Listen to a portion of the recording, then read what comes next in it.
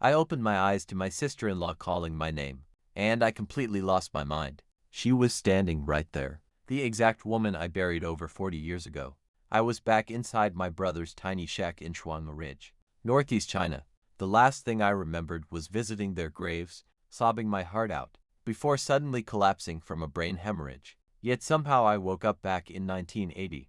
My brother Deming lay there on the brick bed, skinny as a skeleton and barely able to breathe. He pulled me close to tell me my construction job was gone. We were broke and my girlfriend's stubborn father would never let her marry me anymore. He gasped that he was dying and begged me to take care of my sister-in-law, Yanfeng, and the little ones after he passed. And that's when the chilling realization hit me. This was the exact day my brother ended his life. See, after our parents died when I was 10, my brother took me in and raised me alone. But I turned out utterly worthless, running with thugs and drinking constantly, gambling and never helping at home. My brother even borrowed 30 yuan to get me a decent construction job nearby, but I got fired within 3 months.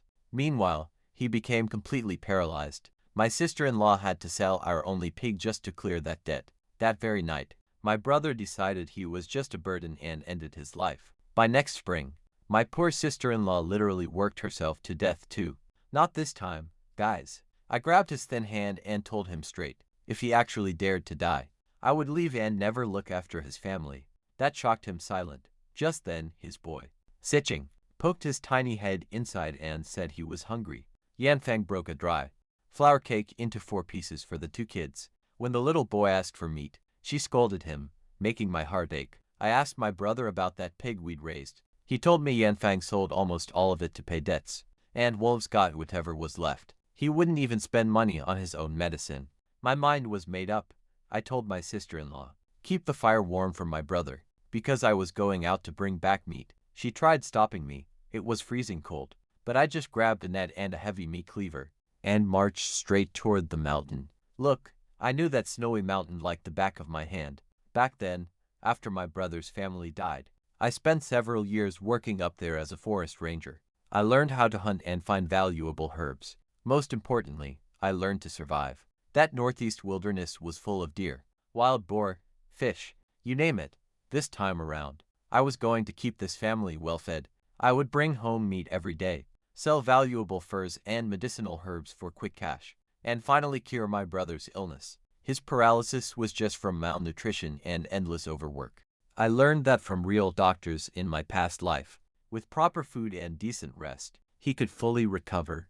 My brother and sister-in-law spent their whole lives looking after me. Now, it was finally my turn to protect them. But just as I'm heading out, cue that sudden knock at the door. It was Zishuang, some guy from the neighboring street, one of my deadbeat old drinking buddies. Back then, they called him the Fool. He loved to sweet-talk me, call me big brother, and borrow cash he never intended to return. Suddenly, a past life memory hit me. He showed up to borrow money on this exact night, and like an absolute idiot, I just handed it over, leaving my sister-in-law begging neighbors for scraps of food. In the freezing cold, not this time.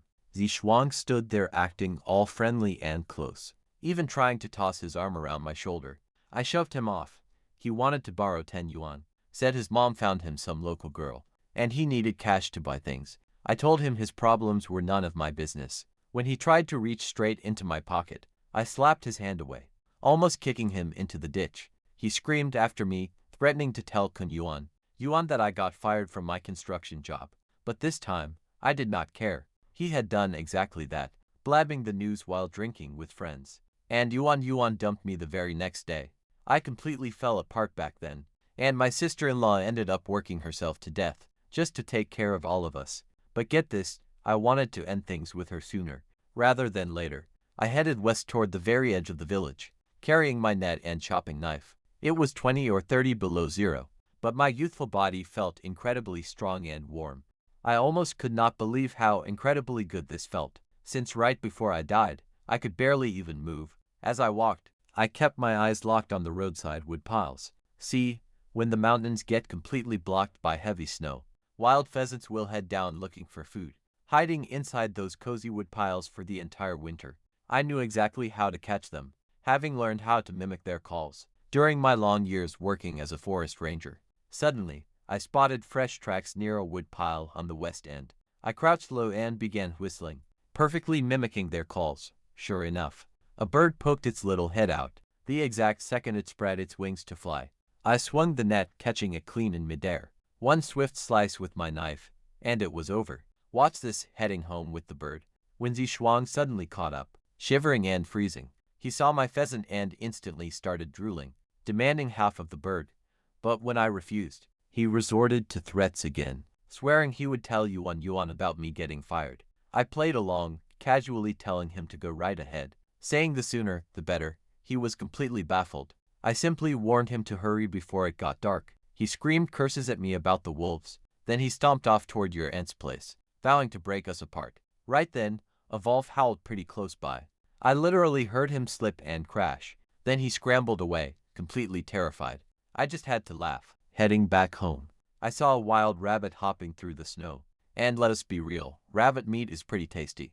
Plus, we could sell the soft fur, or make some warm gloves for the kids. My sister-in-law is pretty amazing at sewing, just as talented as any local tailor. Over at the house, water was already boiling. Me Singing and my little nephew, Setching, were practically glued to the window, waiting for me, but my sister-in-law assumed I was drinking with Zishuang again. She told the kids to give up on meat. But check this out. Right then, I walked in. The kids came running straight for me. The moment they heard the door, my sister-in-law just stared from the kitchen, utterly confused. She fully expected me to be drinking with Zishuang. Deep into the cold night, like I always did, I handed the pheasant to Ying and told the kids to get back inside, where it was warm, then packed away my net, wiped blood off the knife so it would not rust, and went inside. The bird weighed a good 3 pounds. I poured steaming hot water into a basin and carefully began plucking the feathers. I told the kids to save the prettiest ones, so we could make some toy shuttlecocks later. You just stick feathers into a copper coin and wrap it with cloth. The kids got so incredibly excited when I cleaned the bird. I saved the rich liver, heart, and gizzard, throughout the guts. Setching asked why we could not eat them, and I told him they had worms. Truth is, they are probably fine if you wash them. But I had seen news reports about parasites. I wasn't about to risk waiting decades for this, so I chopped the chicken up, then let my sister-in-law handle the cooking. Her food always tasted much better than mine. She suggested making a stew, perfect for hot soup on such a freezing night. It sounded perfect. While it cooked, I sat down and made 2 shuttlecocks for them. My hands were rusty. It had been over 40 years. But by the time I finished up, dinner was finally served. My sister-in-law fed my brother first, gently shredding the meat and spooning broth into his mouth. After he finished a whole bowl of hot soup, his pale face actually got some real color back, and his voice sounded much stronger. Tears welled in her eyes, seeing this first real sign of him getting better. Since he became paralyzed, there really wasn't much meat on a 3-pound bird. Once you clean out the bones and guts, my brother only got 2 pieces of breast, while my sister-in-law barely ate anything, just the head and tail.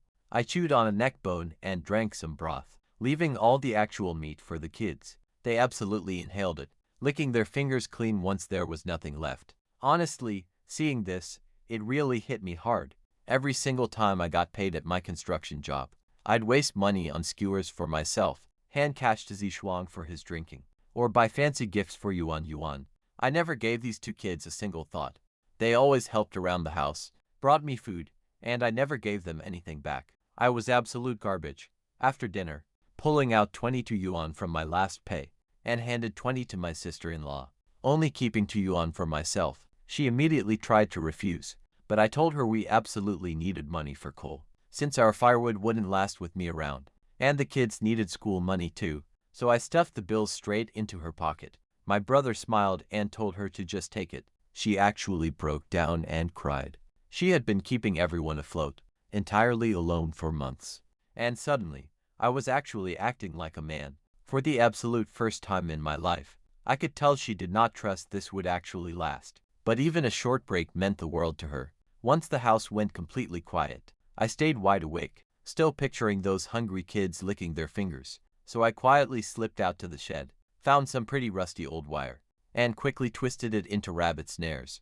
Then I snuck past the front gate to set them. My brother heard the door creak and spoke up. My sister-in-law checked only to find me gone. Naturally, she assumed I was out drinking.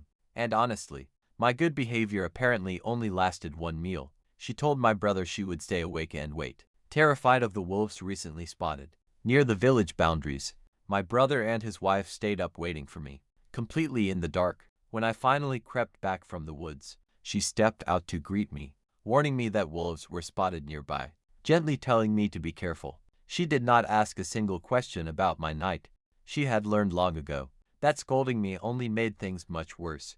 Back in my past, whenever they tried to bring up my drinking, I would promise to change, then borrow money the next day, just repeating the cycle until they finally stopped asking. But get this, they still waited up nightly, just to keep me safe, especially my brother. Ever since our parents died, I was quite literally all he had left. He worked all day, then lose half his sleep waiting for me, before dragging himself back to work the next morning. Watching his body break down like that, knowing it was my fault, I locked the door and headed back to bed. And I slapped myself hard across the face. If I had not been such a total wreck, my brother would not be this sick. My sister-in-law would not have worked herself to death, and the children would not have ended up orphans. I owed this family absolutely everything. But get this, he got a miraculous second chance, and I swore I would make things right. I woke up early the very next morning, only to find my sister-in-law already outside, sweeping the snow.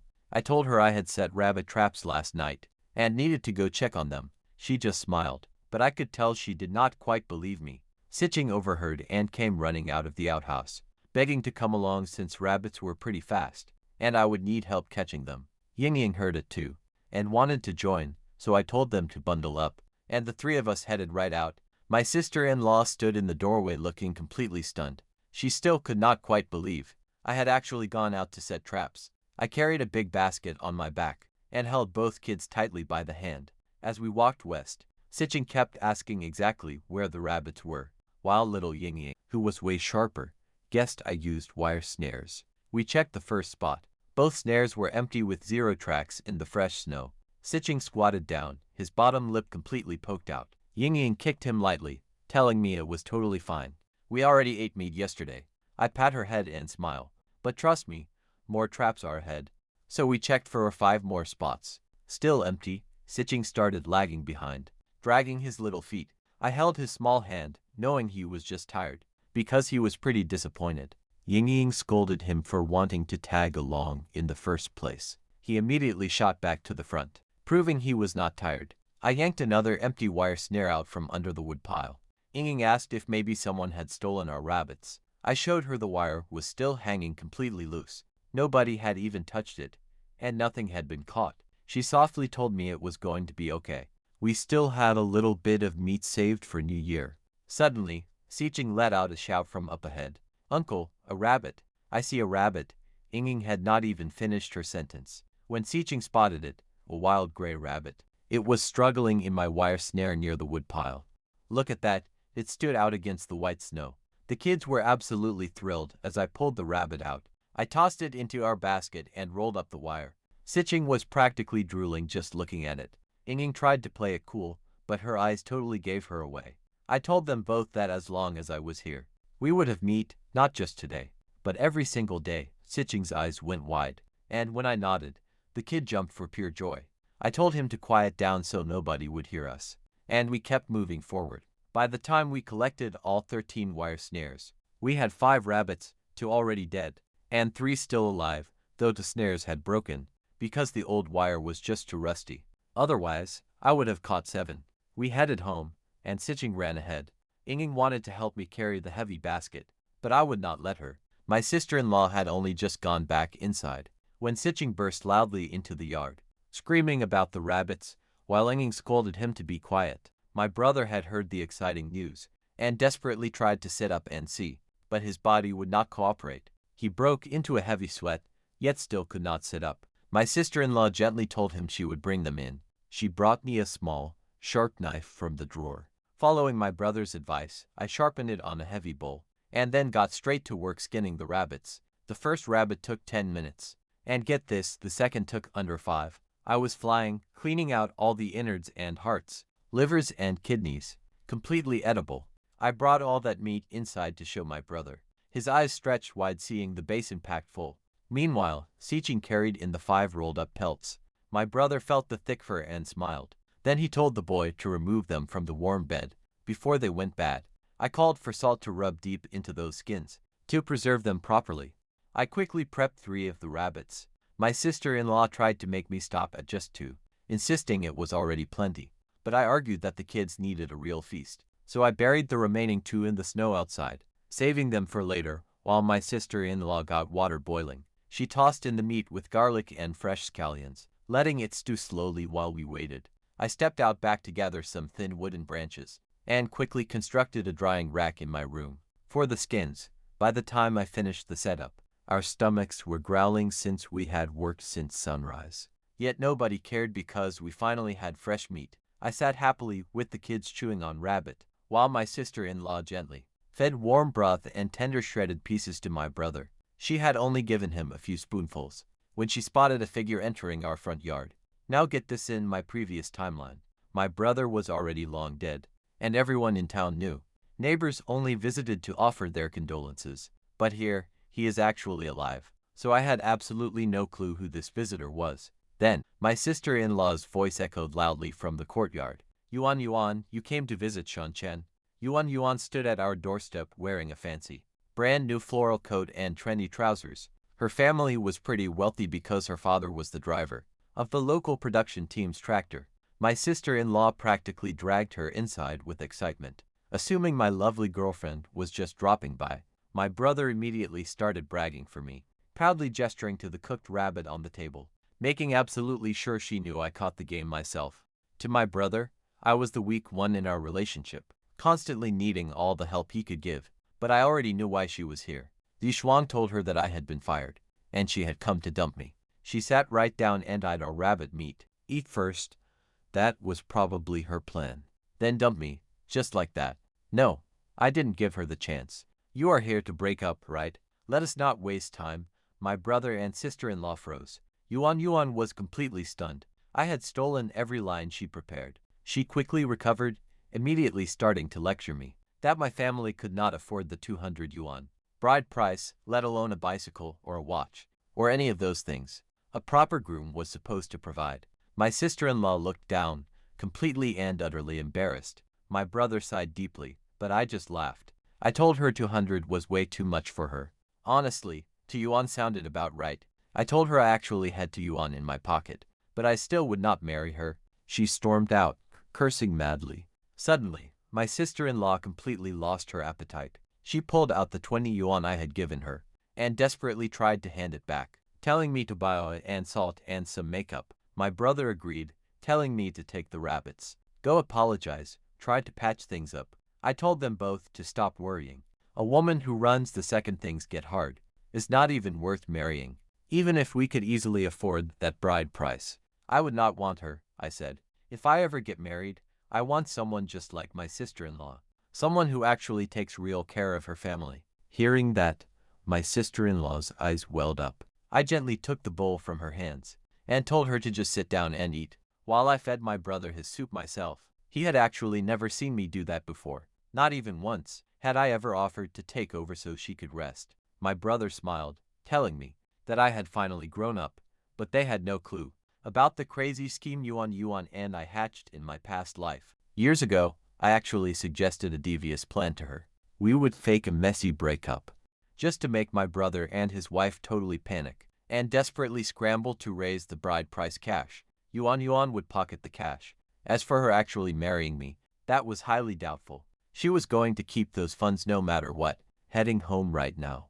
But get this, she actually thought I was playing along. She assumed I was just trapping rabbits to appease my own family, and very soon, I would show up begging at her door with money. She was already happily humming a little tune, imagining how she would brine those rabbits in salty water before crisping them up, but she had zero clue I meant every single word. Yuan Yuan rushed back home, prepared her bowl of salty brine, and sat by the window, eagerly waiting for me to arrive with meat and an apology. She was going to wait a lifetime. I had completely forgotten that stupid little plan from my past life anyway.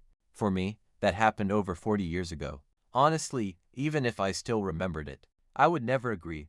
We finished dinner around 8. Setching had stuffed his face completely full. He could hardly stand up, walking in clumsy circles around the room. just like a tiny donkey at a grinding mill, hiccuping with every single step. The entire family could not stop laughing. My sister-in-law told me to get some rest, because I had stayed up late and risen early. But I felt totally energized, honestly. This youthful body felt way stronger than I remembered. I did not get cold, nor sleepy. So instead of sleeping, I grabbed a broom and swept the entire yard clean. My sister-in-law had only shoveled a narrow path. Earlier, she definitely was not lazy. The poor woman was completely buried under chores. She really had to preserve what little energy she had. Peeking through the window, she flashed me a gentle smile. Then she headed straight back to my brother's room. They began talking in quiet whispers. My brother just lay there staring at the ceiling. I knew he was still thinking about ending his life. My sister-in-law had begged him to change his mind yesterday, but failed. Only my threat to walk away had stopped him. Now that things were looking up a bit, she hoped he would finally change his mind. But he kept completely silent on the matter. Wiping her tears, she quietly kept sweeping the floor. Seeing her weep the moment I stepped inside, I understood everything instantly. Arguing with my brother was totally useless. The guy was incredibly, deeply stubborn. So I came up with a new strategy. Make our lives so incredibly good that giving up would sound ridiculous. Once we had plenty of food and cash, I wanted to see him try to complain. Calling him a burden, I laid it out. I planned to borrow a wooden cart from the team to gather firewood up on the cold mountain, but my brother shut me down instantly. Heavy snow had completely blocked the mountain. I did not know the paths, and wolves ruled. He said even back when he could walk, never would he dare venture in there alone. His point about those wolves was actually fair. Back in my past life as a ranger, I had killed plenty of them, but back then, I carried a hunting rifle. Now, I only had a basic chopping knife. I could not be reckless. A gun changed everything. But right as those thoughts crossed my mind, the door creaked open, and my sister-in-law greeted someone. I instantly recognized the voice of Uncle Yan. It was old Yan, our village veteran hunter. Suddenly, a brilliant idea hit me. Old Yan walked inside, accompanied by his daughter, Zihu, him leaning on his crutch. He brought for fresh eggs for my brother and sister-in-law, bringing some fresh eggs from his chickens to help us out. He sat down beside my brother. Soon, they were laughing and joking around like lifelong buddies, reminiscing about fishing down in Shelly River. Once spring arrived, I barely greeted him because my head was already racing. Old Yan was the only hunter in town. 3 whole generations. His family had hunted across these wild mountains. He owned a rifle, and I desperately needed one. Honestly, he had zero respect for me. Nobody did. He had walked in and spotted Ing, scrubbing dishes while I just sat there. To his eyes, I was still that gambling, drinking slacker, who never did any real work. He only tolerated me because of my brother. My brother asked him about the steep mountain trails, and if it was even safe to head up there gathering firewood. Old Yan warned us that the snow was deep, but the trails were passable if you actually knew the terrain. The real danger was the wild animals. Now watch this. I saw my chance and asked for his rifle. I promised him if I killed a wild wolf, we would share the fresh meat, 50-50, but he shut me down instantly, calling me a brat. He said the wolves would eat me, then glared at my brother. I kept begging, offering half of everything. Come on, but he just grabbed his heavy crutch and practically fled right out the door. The more I pleaded, the faster he scurried away. Once he left, my brother explained everything. Old Yan had exactly 2 treasures in his life, his beloved daughter, Zihu, and that precious gun. He used to be legendary, until he faced a massive tiger years ago. He missed, ran, then fell down a steep ravine, permanently crippling his leg. After that, he could not hunt anymore. Yet, he still polished that rifle. Every single day, nobody was allowed to touch it. But let's be real, I knew a secret about Zihu. Something from my actual past life, from back when I worked the mountains as a ranger. Word on the street was Old Yan got sick, so Xiao Wu grabbed his rifle and headed up the mountain, completely alone to hunt.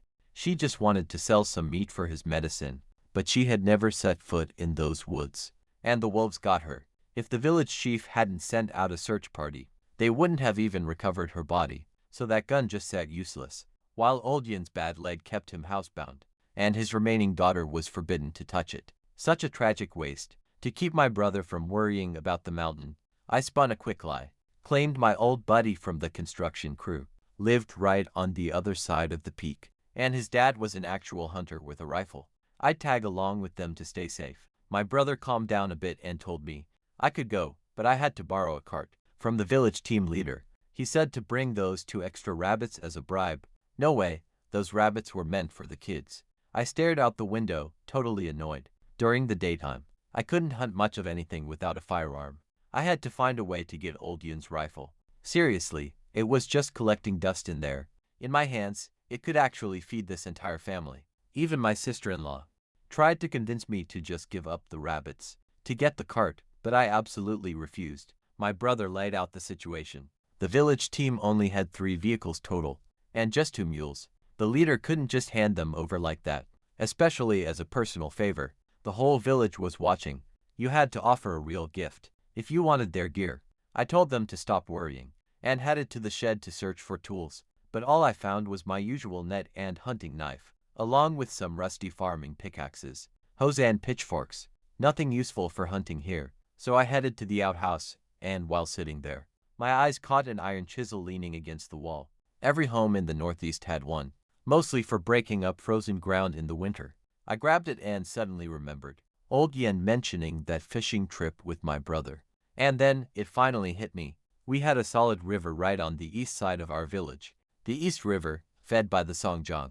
In my past life, that water was absolutely packed with fish. I used to swim there in summer with my drinking buddies, just to catch and roast them right there. Never brought a single fish home to the family. Decades later, the river died. Those upstream villages turned the banks into massive garbage dumps, poisoning the water. But right now, in 1980, it was still crystal clean and full of fish. So I grabbed the chisel pickaxe, a fishing net, a bamboo basket, and jogged over to the river. Hacking a hole through thick ice was absolutely brutal. I picked a flat spot, cleared the snow, checked it for cracks, because falling through meant instant death, and started hammering away. It took over 40 minutes just to crack one open. By the time I cleared the floating ice chunks, I was absolutely drenched in sweat. I couldn't start fishing right away, though. Underneath the ice, those fish were desperate for oxygen.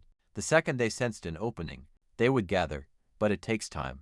I quickly gathered some dry grass and twigs, lit a small fire, and sat down to dry my soaked undershirt. Catching a cold out here would be incredibly stupid, no matter how tough this youthful body felt. After about 15 minutes, I crept back to the hole, net in hand, and peered inside. Nothing at first. I was actually starting to think about cutting another hole, when a dark shadow drifted into view. I plunged my net straight in, swirled it once, and heaved it upward. It was way heavier than I expected. I pulled back so hard I fell flat on my rear. 5 tiny little crucian carp flopped onto the ice. Each one was barely the size of my palm, perfect to fry right up. But get this, they weren't making the net heavy. I looked up and spotted something thrashing in the snow. Just a few feet away lay a massive carp. This giant, over a foot long, had launched itself straight out of the net and was flopping around on the frozen ground. I just burst out laughing, seeing that massive fish wiggling around in the snow. I grabbed it by the gills and threw it into the basket. But one wasn't enough. I wanted at least 2. So I squatted right back down and kept scooping. Within an hour, I caught 13 crucian carp, 8 catfish-looking things, 2 big carp around 30 centimeters each, 1 grass carp, and a whole bunch of smaller ones I couldn't even count. More than enough to eat, plus some gifts for borrowing the wooden cart. I got so caught up I completely forgot I was freezing. I felt just like those fishing addicts from my past life, the ones glued to their spots all day. Once you start pulling them out, you just can't stop. Suddenly, I sneezed and realized I was shivering. My undershirt was still totally soaked from all that sweating from earlier before leaving. I packed fresh snow into the hole. I remembered reading online in my past life that snow keeps the water from freezing solid. So next time, a few quick taps would break right through. No real clue if it actually worked, but I'd find out later. I hauled everything home. My sister-in-law nearly panicked, seeing me stumble inside, shaking violently from the freezing cold. Then, she spotted my basket full of fresh fish. Her jaw literally hit the floor. She immediately scolded me about how dangerous ice holes are. An old man in our village had fallen through the ice 2 years ago, and they never even found his body. But she still rushed to stoke the fire, heating up that leftover rabbit stew, so I could warm my frozen insides. While I was down at the river, my sister-in-law and the kids were busy studying my rabbit snares, trying to figure out how to make their own. Ying had already figured out the secret trick with the sliding knot. Once I warmed up, I got to cleaning the fish. I scraped the scales and gutted them, keeping only the swim bladders and fat, while tossing away the messy intestines. My sister-in-law thought I was being incredibly wasteful, wanting to save those scales to make gelatin and clean the guts to eat later. But I told her we had plenty of meat now, and I could easily go back for more. Why risk catching nasty parasites? My brother then suggested sending those two big carp to our team leader to borrow his cart. I agreed. Fish were easy to replace, but we needed firewood before the dead of winter hit us. My sister-in-law then said she would join me at the river this afternoon so we could catch more to freeze and store. Sitching begged to come along too, but she snapped at him about falling through the ice. Still, I said he could tag along, as long as he stayed away from the edge. Both kids instantly lit up. We set up the table, and everyone pitched in. Ying picked up the fish scales. Sitching washed the cleaned fish while I kept gutting. My sister-in-law went to start cooking lunch, while my brother lay on the bed, watching us all buzzing happily around, chatting and laughing, with the table piled high with fish and rabbit stew bubbling in the kitchen. Remember, just yesterday he wanted to end his life because he thought this family was completely finished. But now, he just stared at the ceiling with a look like he couldn't believe any of this was actually real. Things were finally looking up now.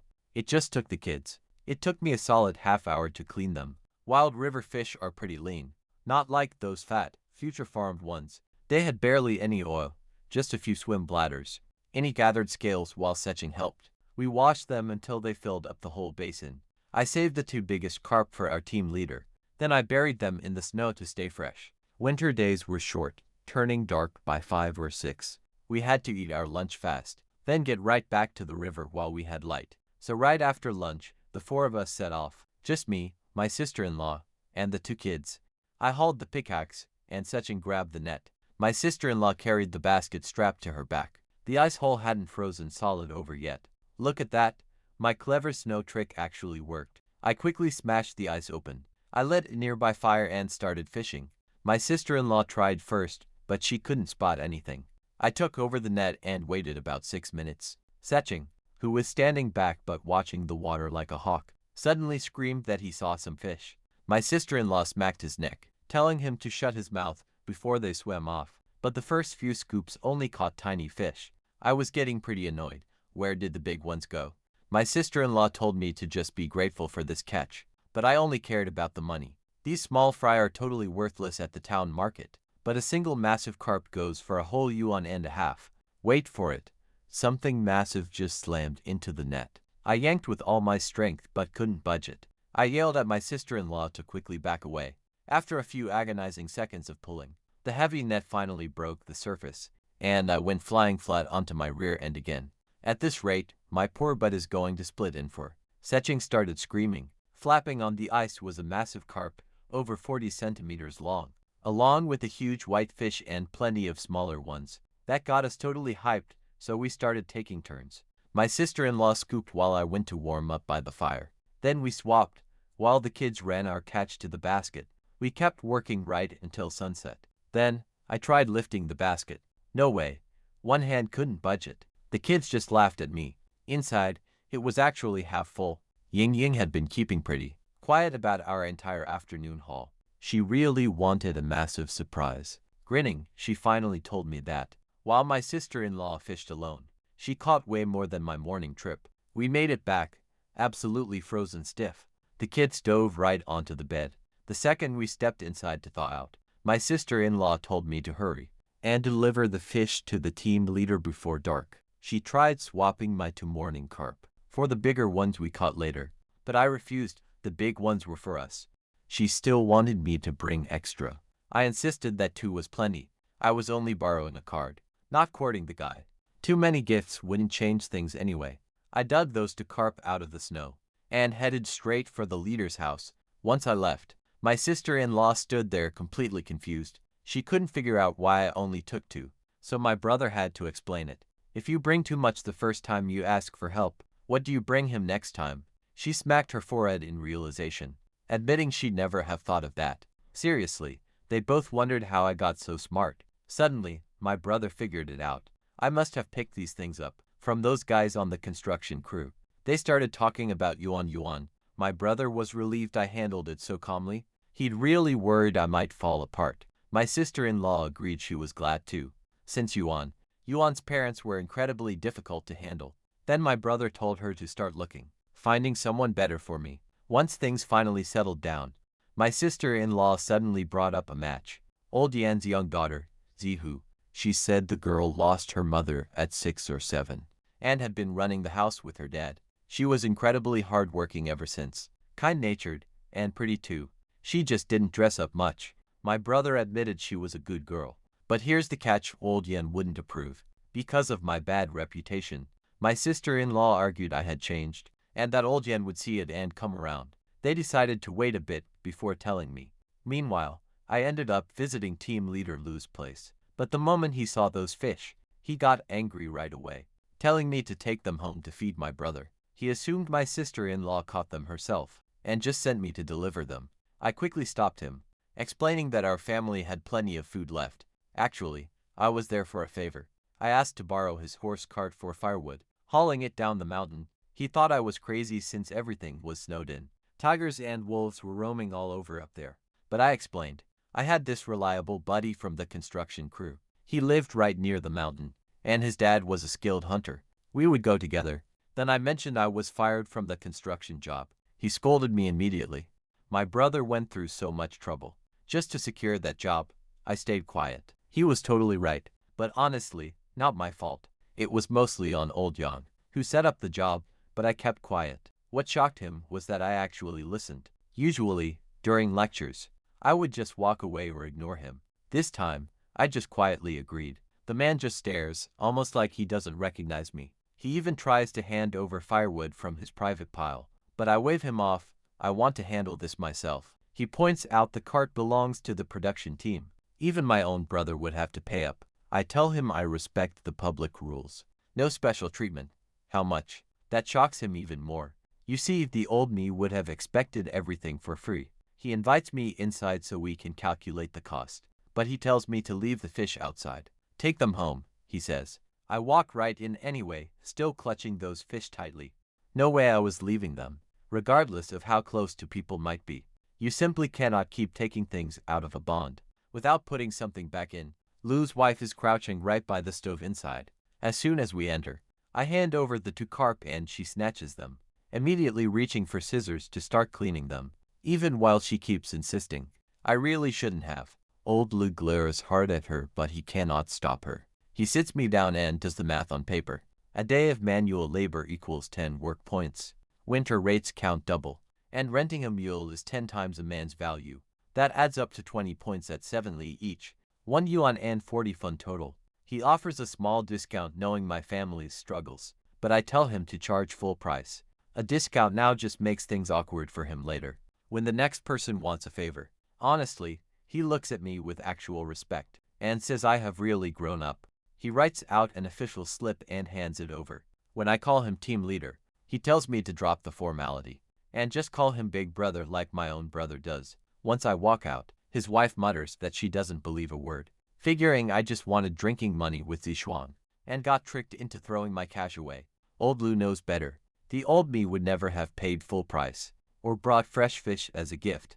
Something had definitely changed. He decided to visit my brother the next day, just to check on things himself. Back at home, my sister-in-law and the kids had already cleaned most of our afternoon catch, leaving half a basin of gutted fish. I grabbed a medium-sized white fish from the basket and headed over to the production team stable on the far west side of our village. The mules and donkeys were kept in a shelter there. An old man named Yang Laowu watched over the place. Yang Laowu was the last of 6 brothers. The others had all passed away, one by one. He had no wife, no kids, absolutely nobody. The team leader only gave him this job out of pity, feeding the animals just for food and a warm roof. I handed him the fish and the borrowing slip, asking him to give the mule an extra meal early in the morning, so it would have strength for the mountain trek. He insisted he did not need any fish for that. It was his job, but he accepted it anyway, and warned me to be careful around the ice holes. I was finally heading back home to rest, when a familiar figure came running down the road. Zishuang. He had spotted me leaving the stable with the fish, and immediately tried to throw his arm right over my shoulder, asking if I had any big ones to spare. I shoved Zishuang away, sending him stumbling back. He jumped right up, screaming threats, rolling up his sleeves like he actually wanted to fight. I wasn't about to waste time on his posturing. Grabbing his collar, I punched him right in the eye. He kept cursing, so I kicked him into the ditch. And then he crossed a massive line by calling my brother a cripple, while yelling that he'd make sure I never married you anyway. I snatched a thick stick from a nearby woodpile and swung it directly at his head. He raised his arms up just in time, though if he hadn't, I would have pulled back, but he didn't need to know that. The blow knocked him into the snow. He just lay there, clutching his arm and howling. Suddenly, old Yang came running out of the stable, grabbing me from behind. With someone holding me back, Zishuang suddenly got brave. He immediately started cursing my brother again.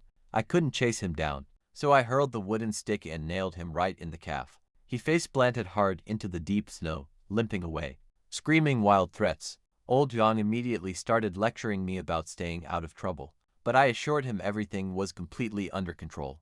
I wasn't that stupid. No way I would ruin our family's rising fortunes over absolute trash like Zishuang. Meanwhile, Zishuang hobbled straight over to you and your aunt's house. She'd been sitting by the window all day, just waiting for me to show up with rabbits and apologies. But watch this. The door opens, and it's only Zishuang. Her face fell. He quickly stirred the pot, telling her I was delivering fresh fish to other families, but didn't bring her even one. She kicked him out. There was no way she'd let a single guy stay at her house. Later that night, her parents came home from playing cards, asking if she broke things off with me, making her dad incredibly relieved, saying they could find someone much better than me, Yuan. Still, Yuan demanded rabbit meat for dinner, so her dad took her out with a net to catch one. But after half an hour out in the freezing cold, they came back completely empty-handed. Back at my house, I didn't mention the fight. I just washed my hands and helped clean the rest of the fish. Then my sister-in-law tried to pay me back for renting the cart, but I told her I already paid 1 yuan, 40 cents out of the 2 I kept. I also told them all about team leader Lu, offering up his own firewood, and even trying to give me a solid discount. How I insisted on paying full price anyway. We spent the whole afternoon cleaning 3 massive basins of fish. My sister-in-law stewed a huge carp, and cooked 2 bowls of fish bladders, too. I fed my brother his warm soup first. He sighed, if only he could just sit upright. His hands still worked, so he could feed himself. But lying flat meant everything just spilled. That gave me an incredible idea right after dinner. I asked Yingying for some scrap paper and a pen. Yingying handed me paper, along with a pencil from her school bag. I didn't tell a single soul what it was for, just claimed I needed to write things down. Late that night, once all the chores were finally done, I sat by the dim oil lamp, sketching for an hour, pouring my thoughts onto those sheets of paper. And honestly, this simple idea was going to change his life. Right before dawn, I got up and carefully tucked the drawings into my coat. My sister-in-law was already busy in the kitchen. She woke up early just to heat some fish soup, so I would have something warm before heading out to the mountain. Standing in the doorway, tears welled up in my eyes. I desperately tried to hide them. In my past life, she used to do this kind of thing for me all the time, cooking me soup whenever I stumbled home drunk, cleaning up after me when I threw up. She was truly more of a mother to me than a sister-in-law. Just think about how heavy that guilt must feel to carry. I quickly drank 2 bowls of hot soup, grabbed the saw and my sharp chopping knife, and headed out to the stable while it was still pitch black. The freezing wind cut my face like a sharp blade. Old Yang was just finishing up feeding the mule. He suddenly shoved a warm dog skin hat onto my head. The moment he saw I was only wearing a thin cotton cap, my sister-in-law had quietly tucked that one into my pocket, right along with my brother's old gloves. I hitched the mule to the cart and set off down the north road. I knew every single path within dozens of miles, from my years working as a ranger, while any outsider would have easily gotten lost. In the deep snow, I easily picked the shortest trail. I finally reached the base of Horse Saddle Mountain. By sunrise, my mule rolled its eyes when I finally stopped to rest. The beast wasn't even breathing hard. Meanwhile, back at our home, team leader Lu showed up with 4 apples for the kids, but his real motive for visiting was to check if I had actually gone to the mountain, or just run off drinking with Zishuang. You see, his wife kept whispering doubts in his ear all night. He noticed Zishuang didn't show up at the village shop that morning, which made him even more suspicious than before. Still, my brother and sister-in-law defended me. They insisted I was busy, working hard to hunt food for our family, and helping out at home. But Lu still wasn't fully convinced. Just then, old Yang walked in. He almost never left the stable, so everyone was completely shocked to see him. He had come to warn my family about trouble. Did Sean tell you he beat up Zishuang last night? My brother, my sister-in-law, and team leader Lu all stared at him, completely lost while I was up on that mountain. And get this, things got crazy back home. Old Yang came over first thing in the morning to warn my family that I had thrashed Zishuang the night before. My brother and sister-in-law had no idea. Since I kept quiet, old Yang explained everything. Zishuang had called my brother a helpless cripple to my face, so I totally snapped. Team leader Lu instantly exploded when he heard that. He started swearing, wanting to go hunt down Zishuang right then and there. But my brother held him back. He didn't want Lu getting into trouble for us. That was just the kind of man he was. Even while sick and helpless, he would rather swallow an insult than cause trouble for the people who cared about him. My sister-in-law understood exactly why he did it, even though she was absolutely furious herself. She could see he was desperately trying not to burden anyone, and that terrified her more than Zishuang ever could. Once Lu and old Yang finally left, my sister-in-law walked them out. Lu quickly pulled her aside to ask what was really going on with my brother. He was acting strange, so she confessed what happened 2 days ago. If she hadn't threatened to leave him, my brother would have killed himself. Lu stared at the window for a long moment, completely lost for words. But things were about to get way worse. The wife of Lu was busy gossiping at the gate, saying I was fired, and spent precious money renting a cart just to haul winter firewood from the freezing mountains. Within a single hour, the whole village knew. The village women were laughing about it, calling me a completely hopeless cause, a total money pit, and that my brother was a fool to take me in. One of them even nastily hinted that my sister-in-law had other reasons for keeping me around since my brother was paralyzed. Lu caught his wife gossiping and almost threw her out. He was already furious about Zishuang, and hearing her trash talk my sister-in-law like that pushed him over. He warned her, if she kept running her mouth with those gossips, she could go back to her family home forever. But the damage was done. Rumors spread, and just like that, everyone thought I was an idiot, wasting money on carts just to drag wood from a snowed-in mountain. Some figured I would get lost. Others bet the mountain wolves would get me. Even our neighbor, Shujin, came over to cruelly mock my sister-in-law about it. She claimed the money was completely wasted, saying I would likely die up there, calling my brother and my sister-in-law fools for letting me go. But my sister-in-law shut her down completely cold. She snapped that the money was mine to spend exactly how I wanted, and even if I did not find firewood this time, I would keep returning until I finally got it done, as long as I was willing to try. She supported me and defended my honor without any hesitation. No doubt, no second guessing, just pure faith I would deliver, and I was definitely going to prove her right. See, my sister-in-law handled that neighbor perfectly. Neighbor Shujin came over to lecture her about wasting money, saying I was hopeless and she should take my wages. She just smiled and kept on sewing patches, saying that even if I only brought back some sticks, it was better than doing nothing at home. The annoyed neighbor left in a huff. She went home and smacked her lazy husband awake, yelling at him that even I was out hauling firewood, while he just slept all day at home. My brother kept staring at the gate, deeply worried. My sister-in-law told him to relax. Our friend's father was a hunter and surely had a gun, but when he was not looking, she glanced at the gate too. Her stitching had gone crooked without her even noticing. Neither of them knew if my coworker was even real. Meanwhile, I was on the mountain alone. I rested briefly at the base, and then I headed north along the mountainside. About 30 minutes in, I spotted tracks in the snow that made my blood run. Cold, long, narrow prints, about 10 centimeters, aligned in a straight path. They were wolf tracks, fresh from the last day or two. I gripped my chopping knife and kept moving. Wolves are pretty smart. They always follow from the shadows, waiting until you finally relax, then attacking all at once. In my past life, even with a reliable rifle, I had never fought a wolf pack head-on. You had to sneak around behind them, target the leader, take them out first. Without their alpha, the pack falls apart. But right now, I had no gun. Believe me, if a pack found me, I was dead. I carefully chose open paths with nowhere to hide. I moved fast, though my mule panted heavily, but I could not let us stop. After another 30 minutes of almost jogging, We finally made it to that northern pine forest. I hitched the mule to a sturdy tree, tossed it some dry hay old Yang packed for us. Then I grabbed my saw and knife and walked in. The woods were massive, with giant pines spread out. Some of those trunks were too thick to even hug, but I wasn't after those massive giants. Way too heavy, and they would barely even fit on my cart. I wanted medium logs, specifically. I was hunting for fallen trees, ones already down by storms.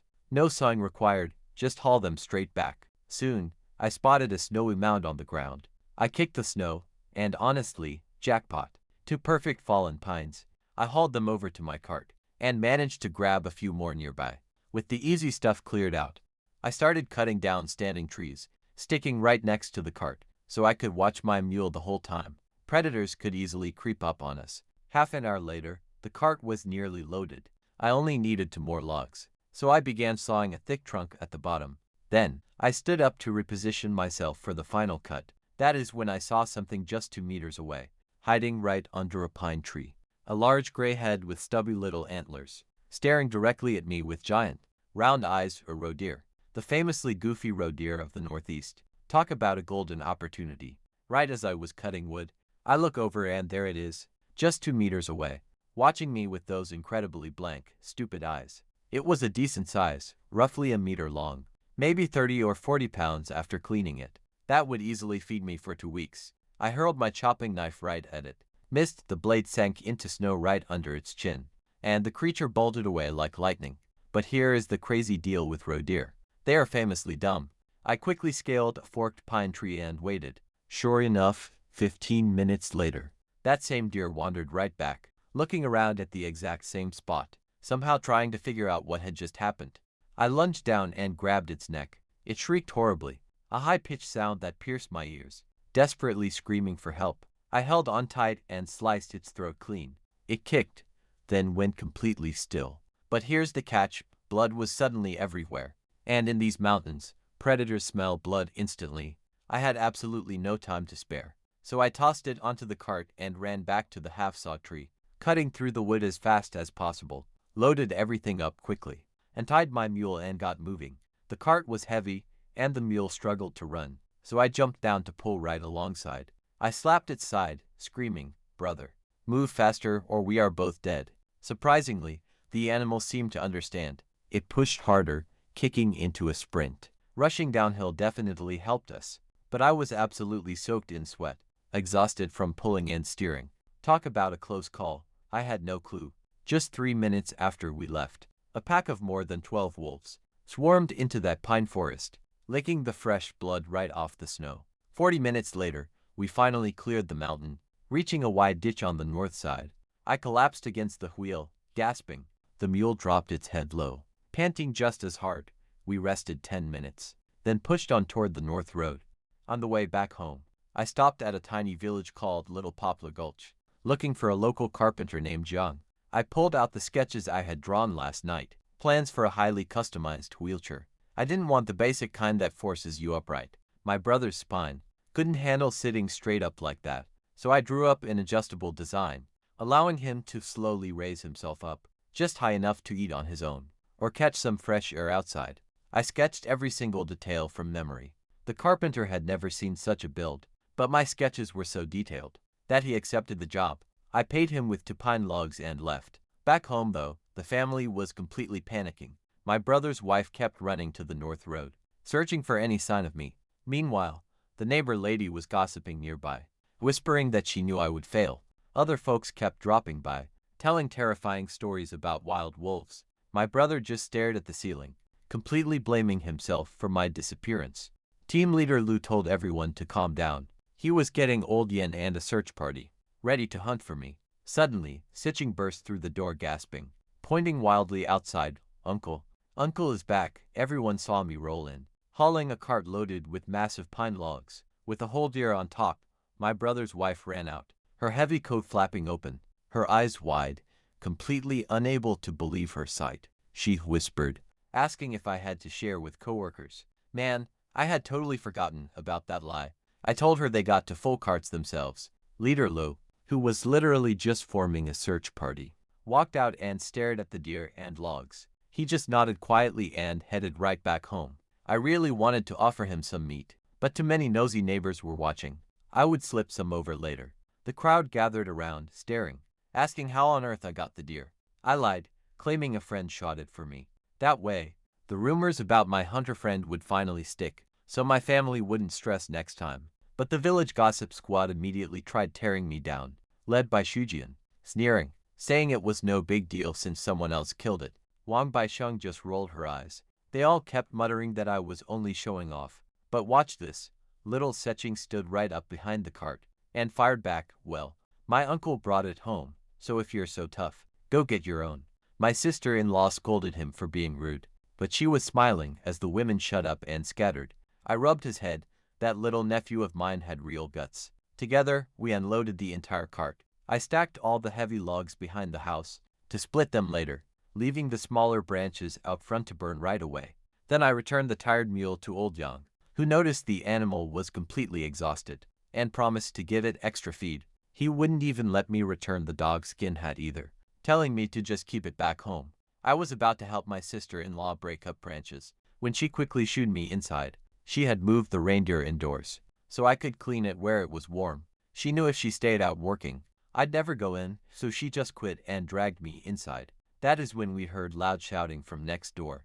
Shujian was screaming at her husband to go get firewood, just like I had. He mumbled that he didn't know where to go. She absolutely cursed him out, yelling that he always found his way back home drunk, so he could easily find his way to the mountain too. Just a few minutes later, she was knocking on our door. All smiles. Suddenly, we were practically family. She just wanted to know exactly where I had found the wood, even offering to split, sharing any wild game her husband caught with us. 50-50, if I just told them the route. But my sister-in-law instantly cut her off. Before I could even open my mouth to speak, Sean only went because someone else knew the path. He didn't even know the path himself. But Shujian just wouldn't back down. She kept pushing hard, throwing out the most absurd family connections. Something about her brother's uncle's cousin's wife being related to Ying's grandmother's sister. She literally said that with a straight face. Unreal. I seriously almost lost it laughing. She even offered to split the prey that her husband managed to catch. Then she lowered it to just getting firewood. Next, she begged me to take him along. Every offer got way more desperate, so I told her straight up. The wood was somewhere on West Mountain.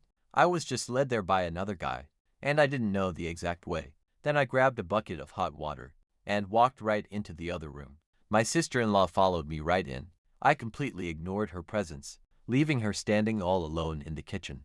She finally stormed right out, muttering that our wood was nothing special anyway. She headed straight over to old Yan's house to grill him about the mountain trails.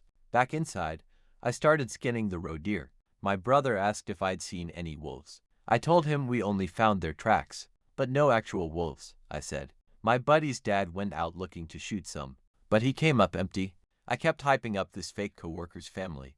But guess what? My brother noticed. There wasn't a single bullet hole on it. I explained it was never shot. It had bolted when the others were hunting, but it circled back while I sawed wood, so I just grabbed it myself. When my sister-in-law asked why it returned, I joked that it was just curious about us. Everyone laughed while Siching stroked its ears. Ying mocked him, saying eating stupid deer makes you stupid. Honestly, the poor kid actually fell for her lies. I skinned and butchered the entire beast in minutes. My brother and sister-in-law stared. I carved through every single joint with ease. No hacking needed, just smoothly slicing right through gaps in bones. My sister-in-law said it looked like peeling layers. Even state-run restaurant cooks could not match this. Nowhere near this fast. Once again, I blamed my imaginary friend's dad. Man, thank goodness I invented that guy. He was my excuse for every single skill I displayed. I saved a big hind leg for Lou. Then I told my family to stew ribs for dinner. I also mentioned wanting to borrow that cardigan.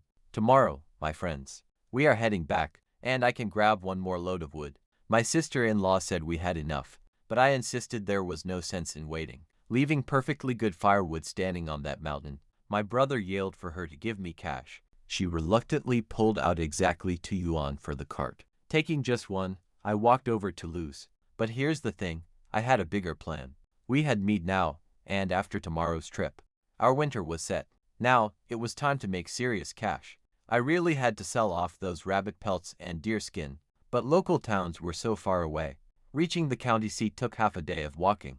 Copper County to the west was even further. I needed to find a solid way to make money, to get my sick brother the medical treatment he needed. But first, tomorrow's firewood run had to happen.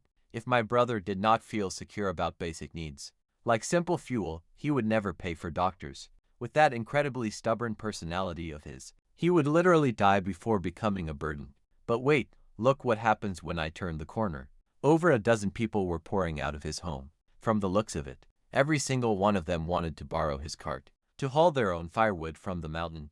I overheard a group of men leaving the team leader. They left Lou's house, grumbling about the cart rental. Everyone wanted to borrow a cart after seeing my massive pile of firewood. But once they heard it cost over 1 yuan a day, most chose to wait to see if anyone else could bring back wood first. Right next door, neighbor Wang Baishang. Imagine this, she was beating her husband with firewood, screaming at him, yelling about how a kid 12 years younger than him had managed to bring home an entire roe deer, while he put nothing on the table. Lou's wife caught the word deer and rushed inside to ask her husband about it. Lou sighed, telling her all about my massive haul. She immediately started complaining that I had not brought them any meat, especially since they lent me their cart. But guess who walks in right then, holding a massive hind leg of venison? Lou tried to decline, but his wife snatched it before he could even finish his sentence. He was absolutely furious, but what could he do? The meat was already in her hands. Then, I asked about borrowing the cart again tomorrow. He nearly dropped his teacup. I told him one single load would never last winter, with 2 beds and a stove to keep running. He laughed, joking that I must be eating the wood. But he wrote me another slip without any hesitation, telling me their other cart was free, since everyone else had balked at the steep price. Then, he reminded me to talk to my sister-in-law. Once I got back home, she had run back and forth to the North Road 4 or 5 times just looking for me. Silly woman, she took me in when I was 10, barely older than young Y. She never treated me like a mere brother-in-law. To her, I was her child, and in my past life, that very child had ended up getting her killed. Right then, my sister-in-law was turning away.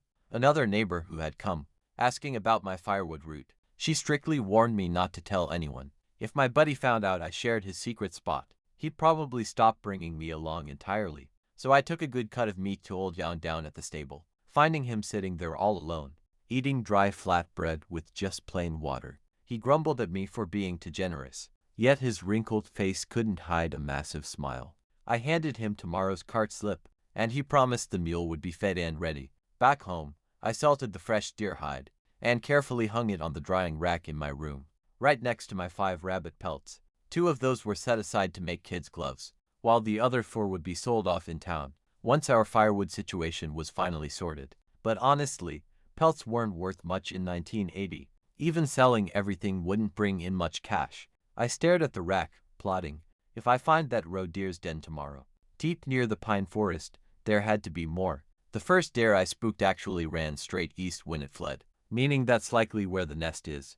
Suddenly, Siching burst inside to announce dinner was ready, adding with a cute little whine that his mom wouldn't let him eat until I got there. He literally ran all this way just to tattle on his mom. I grabbed his hand and we headed over. My sister-in-law had stewed up those fresh roe deer ribs, and the whole house smelled absolutely incredible. Whatever secrets were hiding in that pine forest could easily wait until tomorrow. Dinner was hot roe deer ribs stewed with potatoes, rough flatbread, alongside a small bowl of pickled mustard greens. You'd think I'd go straight for the meat, right? But I couldn't stop eating those pickled greens. In fact, I polished off half the bowl with my bread before anyone could even utter a word.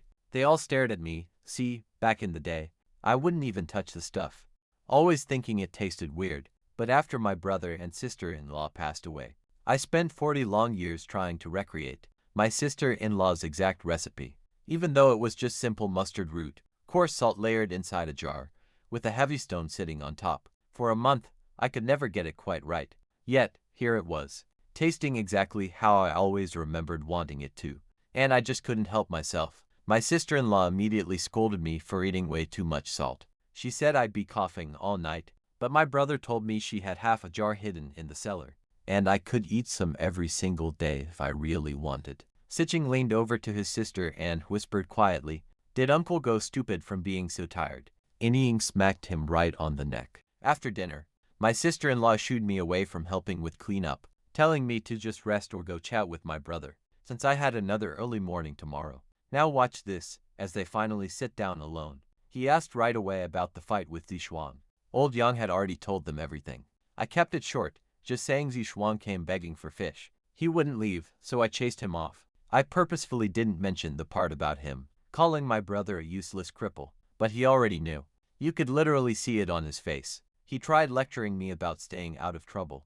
Then he shifted the conversation, wanting me to settle down and get married, but I immediately cut him off. If getting married was really the only thing keeping him from doing something incredibly stupid, then I would gladly stay single on purpose. Furious, he reached for the feather duster to slap me, but with those useless legs of his, I snatched it away quite easily. I told him straight, even if I did get married, I still would never abandon my sister-in-law. If he wasn't around, he just glared at me, speechless.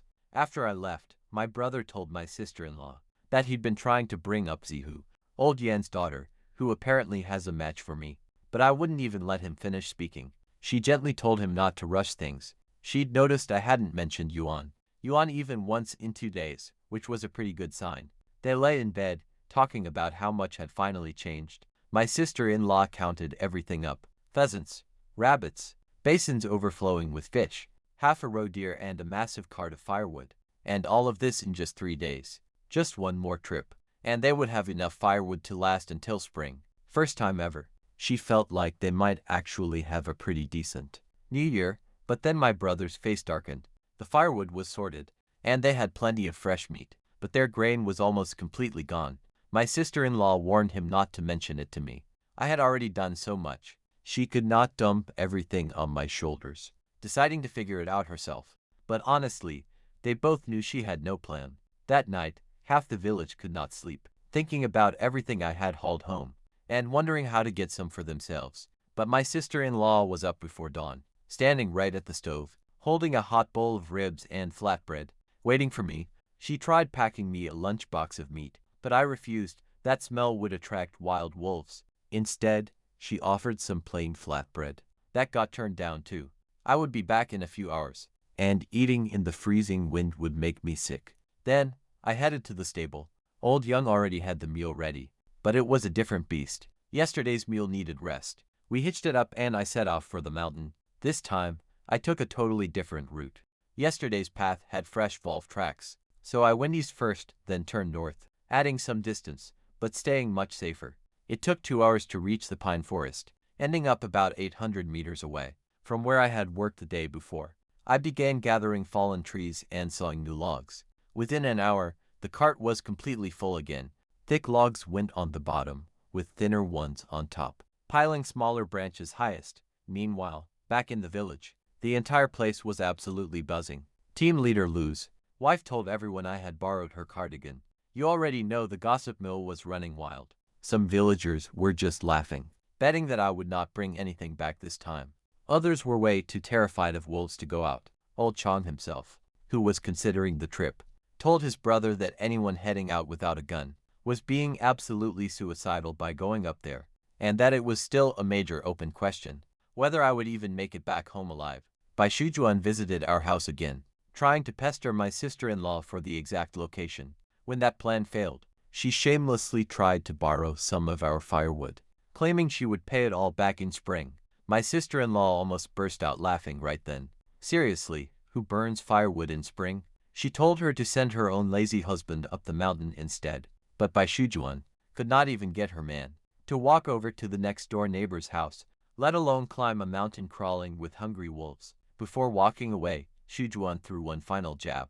She claimed old Yen himself had warned that those woods were swarming with wolves, and that my sister-in-law should not believe a single word I said about not seeing any, and that really rattled her. She stared out toward the western mountains. She had that deeply worried crease on her forehead. Meanwhile, up on the mountain, but you know me, I had to push my luck. I pulled my cart east, back toward yesterday's spot, hoping to locate the roe deer den. The deer had bolted east when I first spooked it, so there might be a whole group nesting nearby. But the very second I drew close, I spotted fresh Volve tracks scattered everywhere. The blood from yesterday's kill had clearly drawn them in. I kept moving forward, eyes locked on the trees. Then the mule stops dead. He desperately yanks the rope, but the beast refuses to budge. Animals always sense danger before humans. Sharp nose, even sharper instincts. If the mule won't move forward, something is dead wrong. The hair on his neck stands on end. He feels the threat before seeing it. Cold eyes watching from behind. He whips around, heavy knife raised high. A massive wolf stands there, fangs bared, crouched low, ready to spring forward. No time to even breathe. It launches straight for his throat. The predator lunges right for him. He curses and throws his blade up sideways, barely blocking those deadly claws, then shoves it away using its momentum. But these predators never give up on prey, and they are blindingly fast. Running is useless, so he plants his feet, bends his knees, gripping the blade tight. His eyes lock on the beast. But wait, look closely here. As it lands and tries to spring back, its right hind leg suddenly buckles under. The limb is completely broken, bone bending outward, nearly piercing right through the skin. Oh right, it has a fresh gash too, still bleeding heavily. Something already hurt this wolf badly, before he ever arrived, explaining why he was able to push the beast off so easily. A healthy wolf would have shredded his shoulders, right on the way past, but injured or not, it is still deadly. He cannot drop his guard for a single second. He uses this brief second to secure the rope, tying it to a branch so it won't bolt. Then he turns right back to face the predator. They stare each other down for 15 seconds.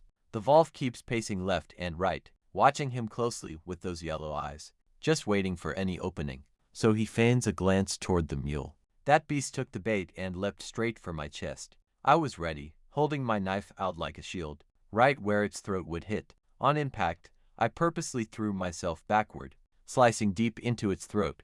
A painful howl, but it didn't stop, snapping those bloody fangs. It tried to rip my neck open. Desperately, I tried pulling my blade free. Heavy paws kept the weapon pinned against my chest. Jaws snapped just inches away. I smashed my left fist into its snout with everything, actually breaking one of its sharp fangs. While it recoiled, I ripped the knife loose.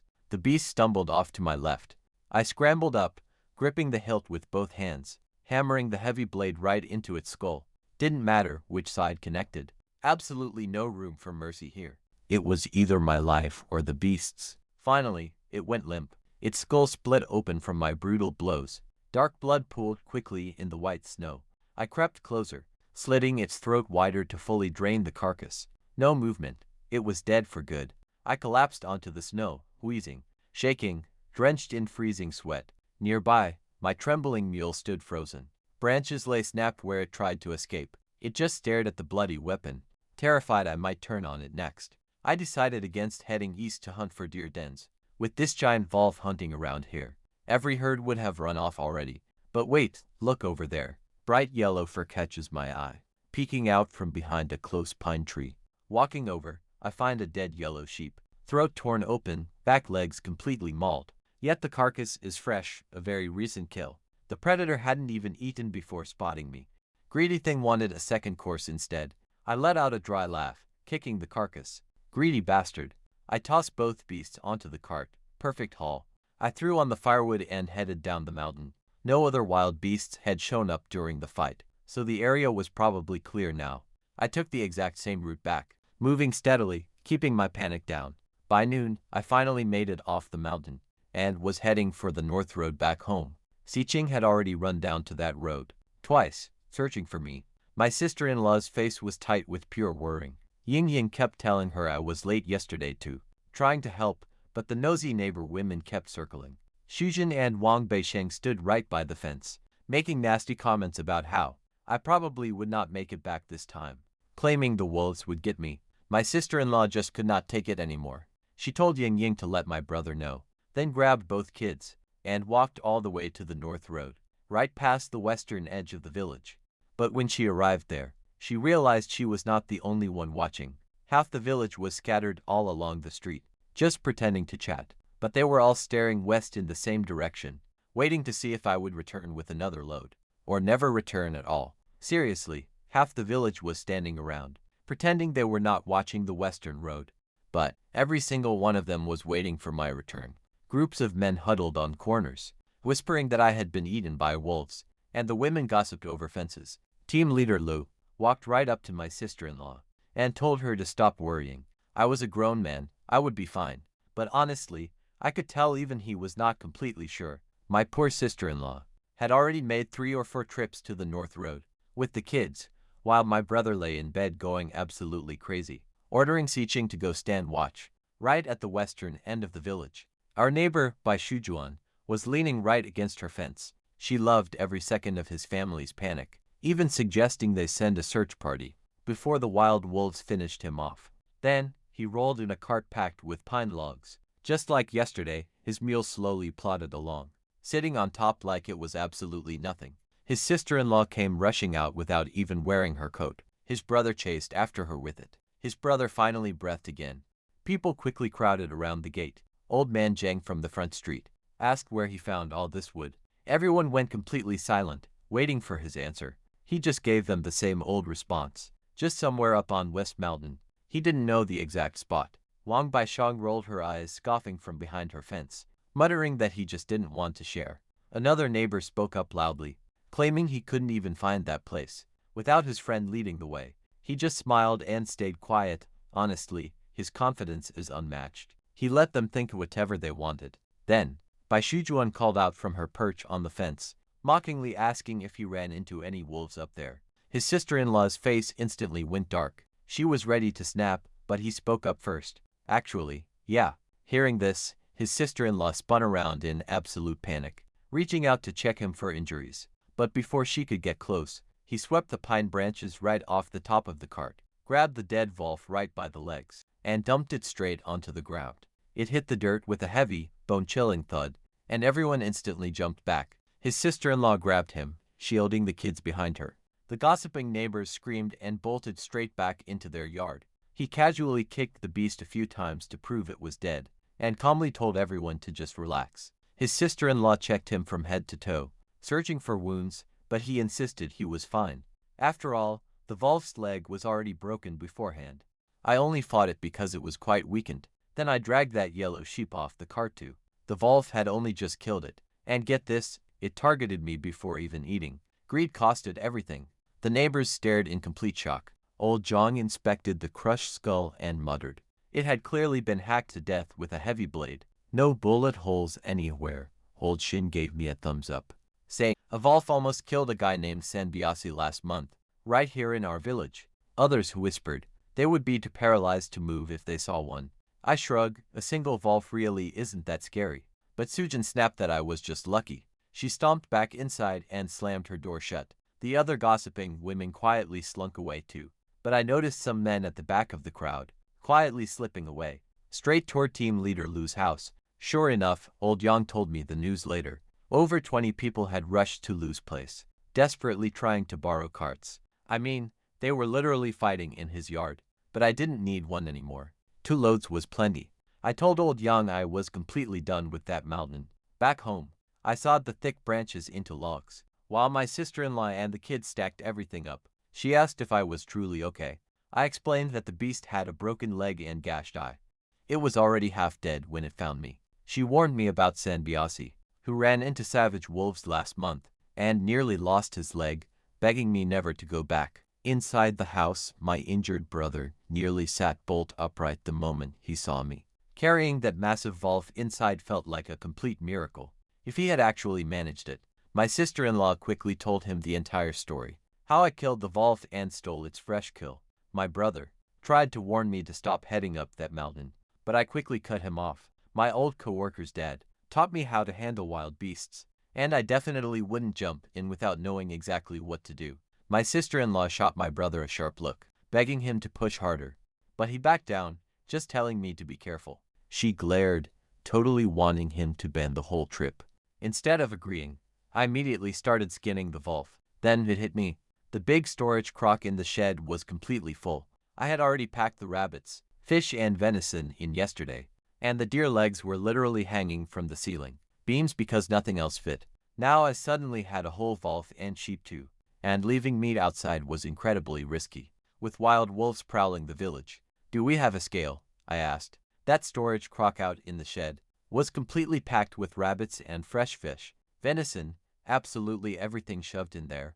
There was zero room for a wolf, plus a whole sheep on top of that, and keeping meat outside was basically begging those wolves to steal it. So here is the plague, we sell whatever we cannot store.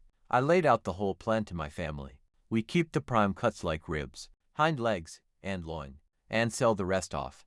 My sister-in-law instantly worried the price was way too high. When I suggested 6 or 7 mao per jin, she quickly reminded me. They only got 5.5 for their pork. Seriously, I almost lost my mind hearing that. They had practically given it away. But I held my peace and simply explained that the main slaughtering season was totally over. Nobody around the village could even buy meat anymore. So 6 mao for neck meat was pretty fair.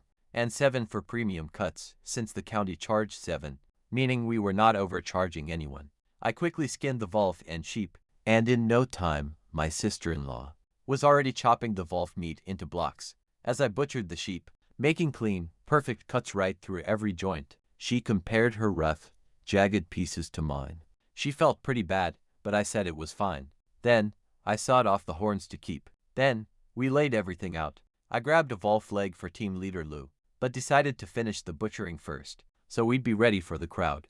We quickly hauled a table outside, setting it up in the yard, and carefully arranged all the venison, the wolf, and the mutton, placing scales nearby. I headed for Lou's. I quickly gave my sister-in-law the prices, 6 mao for front cuts, and 7 for loin. She thought it was pricey, but didn't argue. Since I hunted the game, I set the rules. She stood in the freezing cold, staring at those massive piles of meat in shock. Can you believe just days ago, we were starving? But now, I was over at Lou's house, handing his wife a thick wolf leg. She was pretty terrified to touch it at first, but the second I told her it was food, she snatched it and bolted to the kitchen.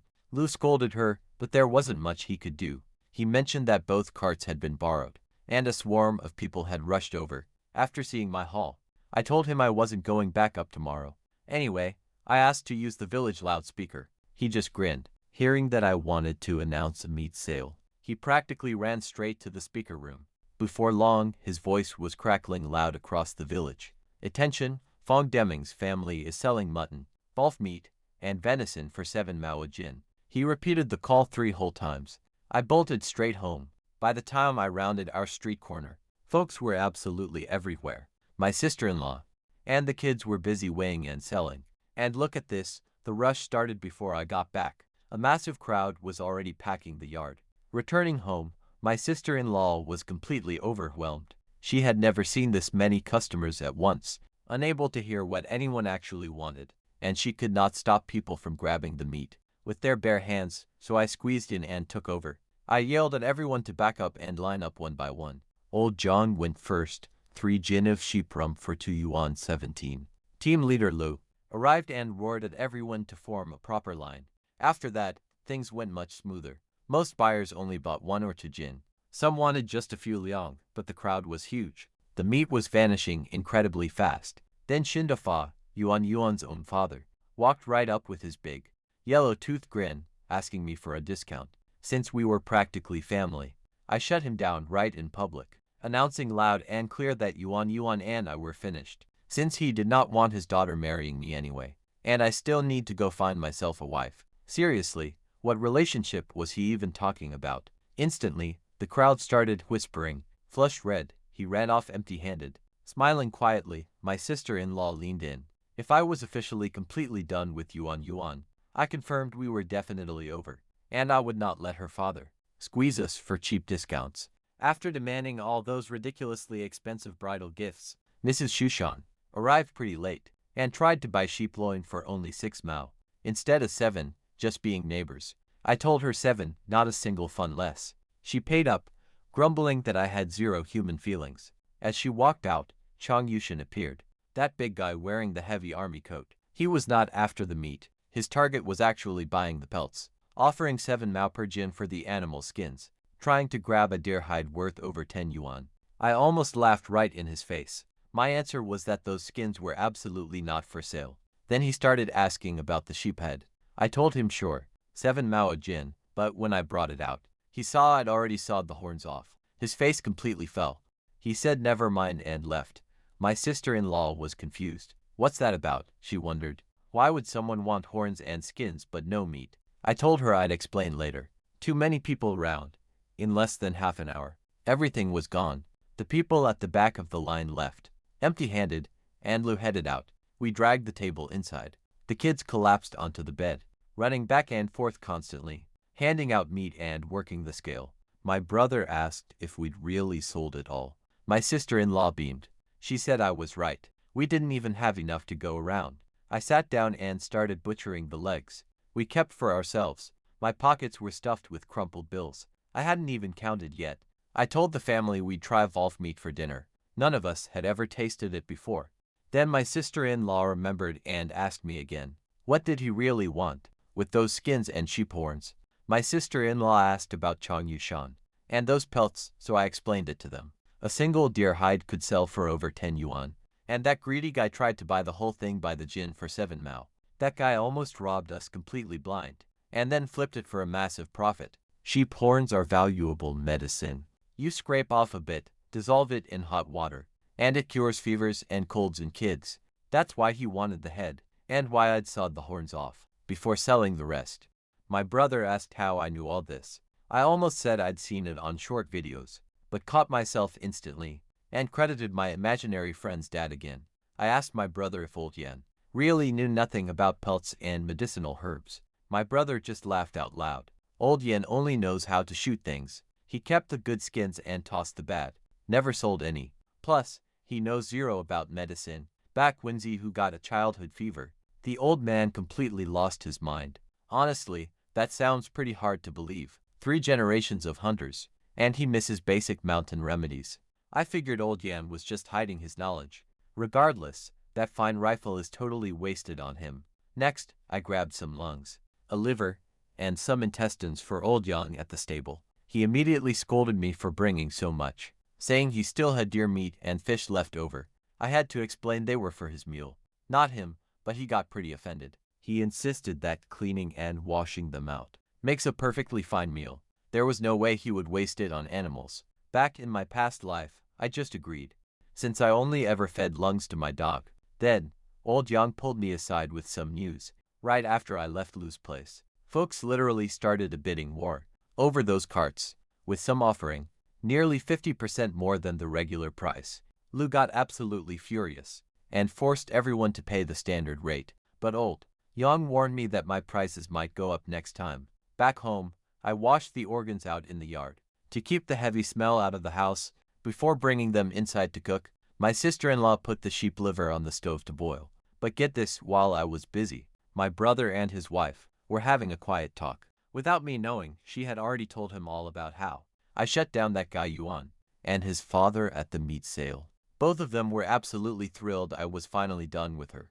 Then my sister-in-law mentioned Zihu, Old Yan's daughter. She said the girl was pretty hard-working, just a year younger than me. Apparently, several matchmakers had already approached Old Yan.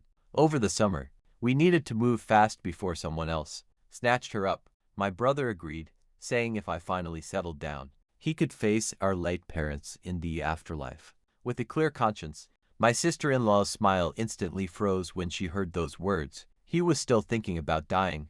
Later, I sat down to count the cash from the sale, but right before I could pull it out, my brother suddenly called me over to talk. Then, the door opened. My sister-in-law cheerfully called out, welcoming someone named Meng Meng.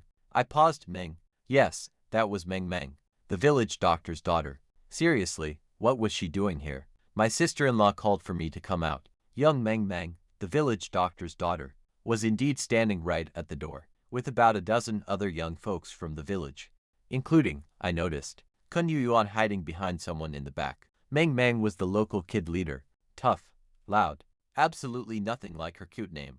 When I first arrived in this village at 10, she really helped me fit in with everyone. Plus, she was Dr. Shin's daughter, which really mattered because I'd need that doctor for my brother's treatment. I quickly ushered them all into my small room, since my brother was lying there shirtless. In the main bedroom, Meng Meng immediately spotted the pelts on the rack and punched my shoulder, clearly impressed. She wanted the whole wolf-slaying story, but I just brushed it off and said I simply struck it with a knife. Nothing special there. She casually asked where exactly on West Mountain I found the firewood, so I asked if her dad managed to borrow a cart. She got flustered and admitted he had not. Both carts were booked solid all day, and right then, that hit me like a brick. I absolutely needed a cart to get that wheelchair ordered from the carpenter. Now, Both were reserved, one by the Chong family, the other by Yuan Yuan's father. I had not planned for this. Meng Meng called out to Yuan Yuan to confirm her family. Borrowed that second cart.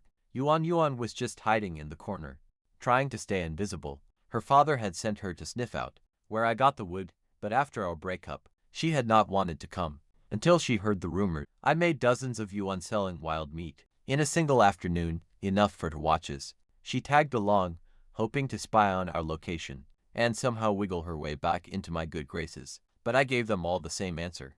I did not know the exact spot anymore. Ming Ming, who sensed the heavy tension with Yuan Yuan, quickly changed the subject. She hinted she was pretty bored with nothing to do.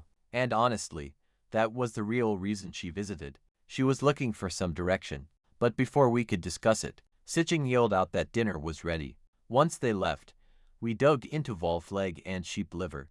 The wolf meat tasted quite gamey and salty, but my sister-in-law had boiled it for ages, taking the wild edge right off. The kids gnawed bone. Grease was smeared all over their faces. I fed my brother, and he tried bringing up finding me a wife. My sister-in-law immediately jumped in, saying she wanted to introduce someone to me, but I cut them both off and spooned some hot soup right into my brother's mouth. Before he could even finish his sentence, neither of them got another word in all dinner. Once dinner wrapped up, I finally counted the money. 75 jin of meat sold, minus 3 jin of scraps I gave away. The neck meat at 6 mao brought in for yuan. The rest at 7 mao came to around 45 yuan. 78 fun plus the 20 in my pocket. That made exactly 50 yuan. My sister-in-law's eyes went completely wide with shock. My brother was totally stunned too. They had sold nearly 100 jin of their own pork. Can you believe they made less? I handed 40 yuan to my sister-in-law and kept 10. She refused it at first, but I insisted that the family really needed it. Then, I told them, I was going to the county town tomorrow to sell off the pelts. My brother insisted my sister-in-law should go with me. I said no, I lived there for months. I could handle it alone, then went back to my room and started scraping every last bit of fat off the skins, so they would fetch a better price. Once I stepped out, my brother and sister-in-law just stared at each other. Worried, they began whispering to each other, "Can I really pull this off alone? We'll see." I had never done it before. My brother flat out refused to pay for his treatment. When my sister-in-law gently suggested using some of the money I gave her for injections, he completely shut it down immediately, saying every single yuan must be saved for my wedding. She did not dare push harder. I woke up before dawn once again. This time I was not heading to the mountain, but I still could not just lie around doing nothing. I lit the stove and stacked the firewood, and headed outside, sawing those big pine logs into burnable lengths, and split them cleanly with an axe. By the time Ying Ying called me in for breakfast, I chopped enough firewood to last the whole day. After eating, I tucked the rolled-up pelts under my arm and started walking toward the county town. But I didn't head straight there. Just a few hundred meters up the east road, I slipped into a quiet little yard, Dr. Shin's place. She was shocked to see me and tried pulling me inside. Her sudden warmth actually threw me off a bit. For years, she barely even looked at me because of my reputation. But I didn't have time for tea today. I directly asked her to go give my paralyzed brother a few shots of penicillin. His back was terribly inflamed from lying in bed so long. While these antibiotics wouldn't cure his paralysis, they'd at least stop things from getting worse. She let out a sigh. She told my sister-in-law the same thing, but my brother flatly refused. So I leaned in and whispered a trick, telling her exactly what she should say, just to bypass his stubborn pride. She chuckled at that, saying only a real brother would know how to handle him. I tried handing over 3 yuan, 9 mao for the medicine, the rest for her trouble, but she shoved the extra cash right back into my pocket, insisting family doesn't charge family. I didn't argue.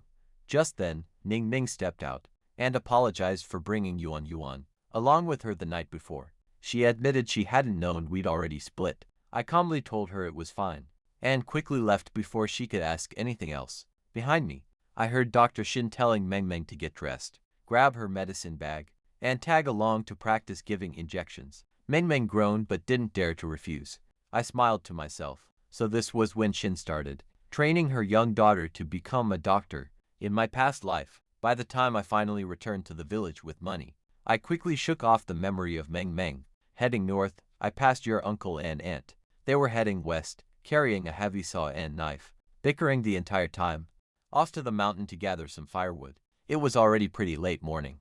Honestly, by the time they got up there, they would find absolutely nothing left, except maybe some hungry wolves.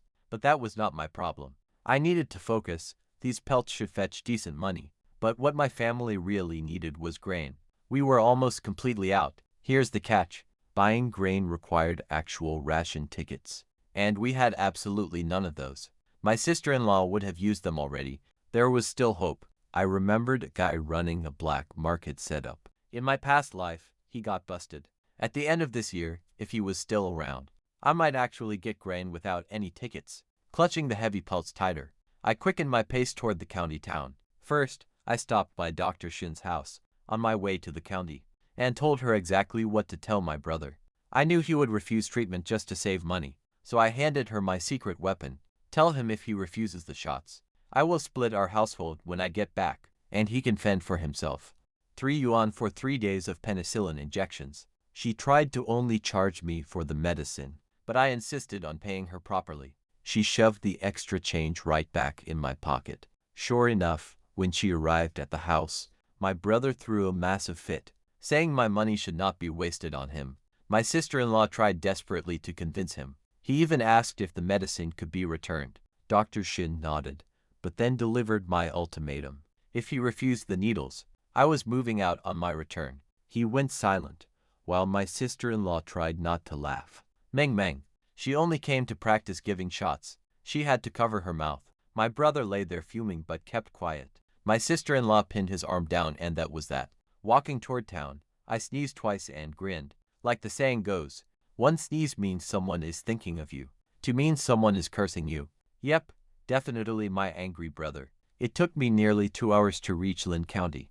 The place was pretty small. Just a few tall concrete buildings in the center. Small shops lined the dusty streets. Horse carts and bicycles, but not a single car. I followed the old memories of my past life, making a series of quick turns, until I finally found the purchasing station, sitting right on the west side of town. Inside, a man in his late 40s sat behind a counter. He read a newspaper in the warm room. Just slightly, a small iron stove was burning coal in the corner.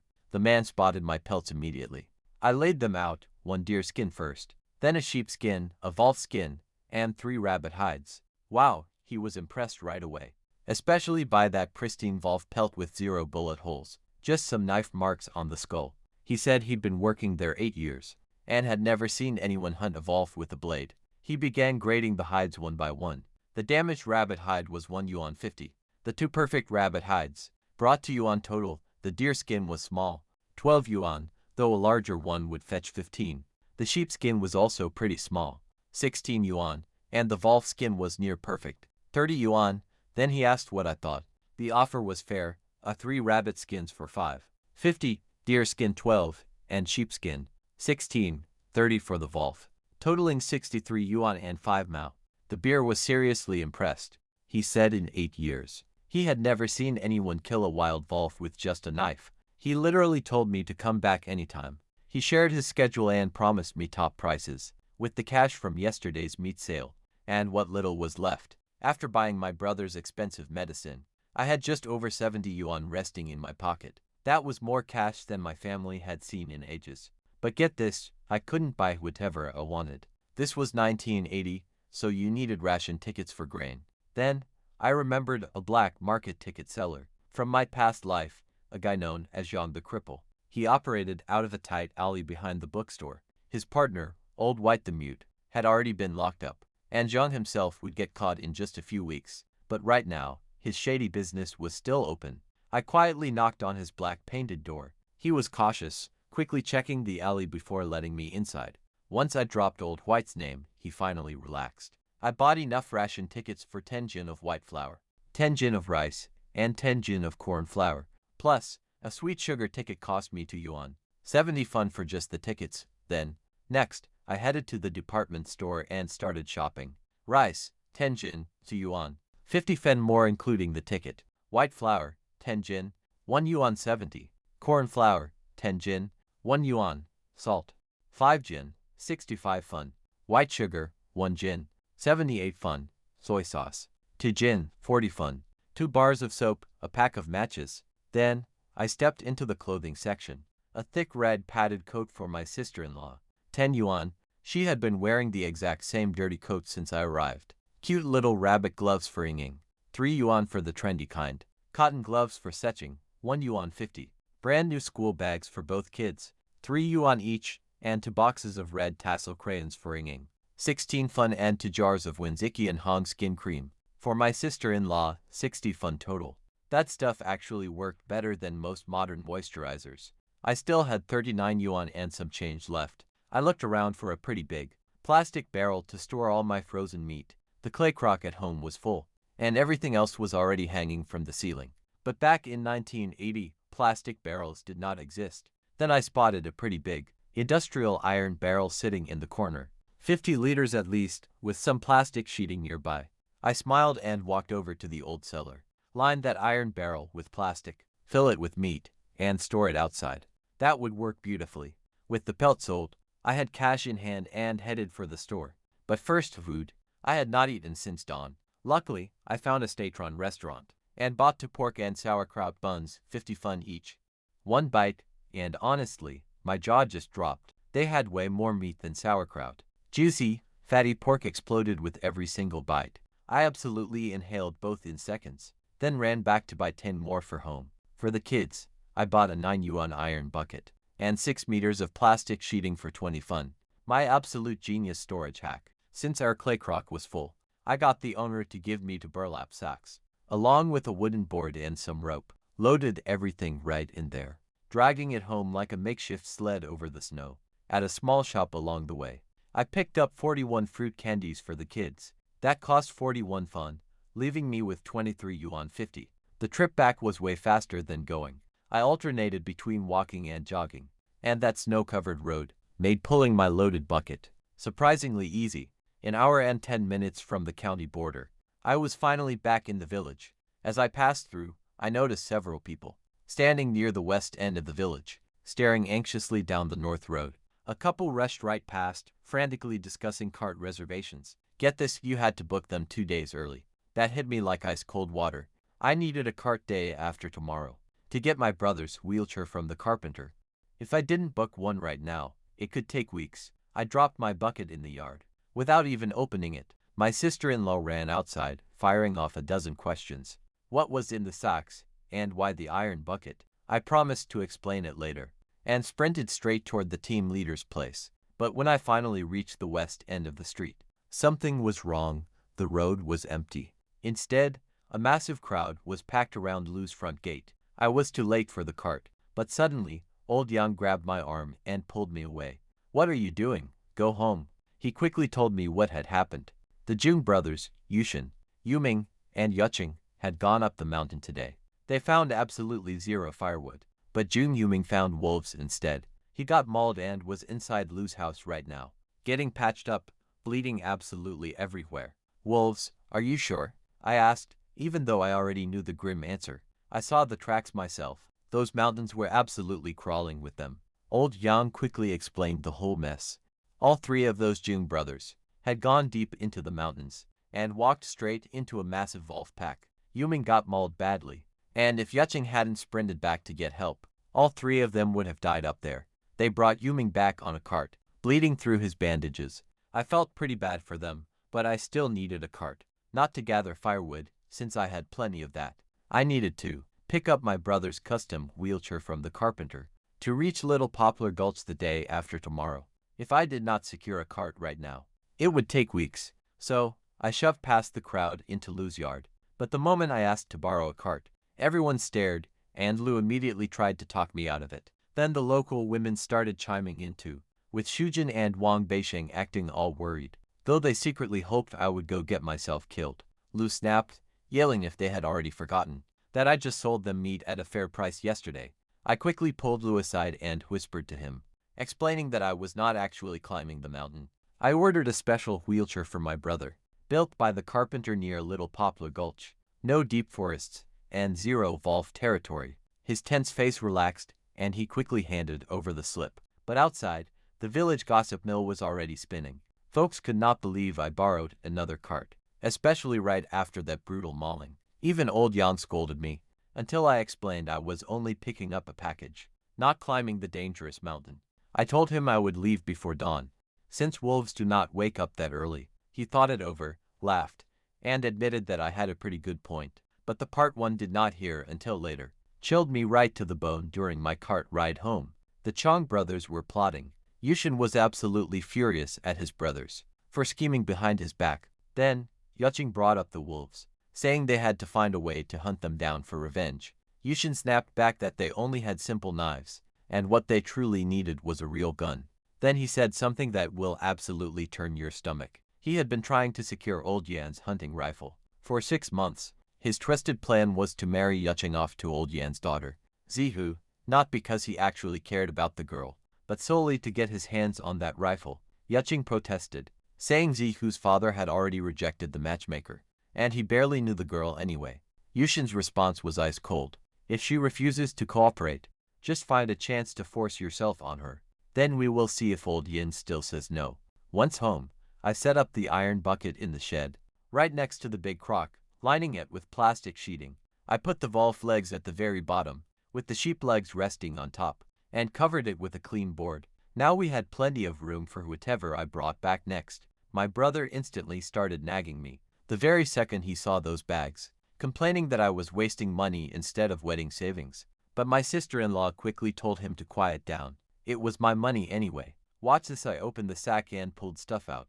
One by one, 10 gin of yellow corn flour, then 10 gin of rice and 10 of white flour.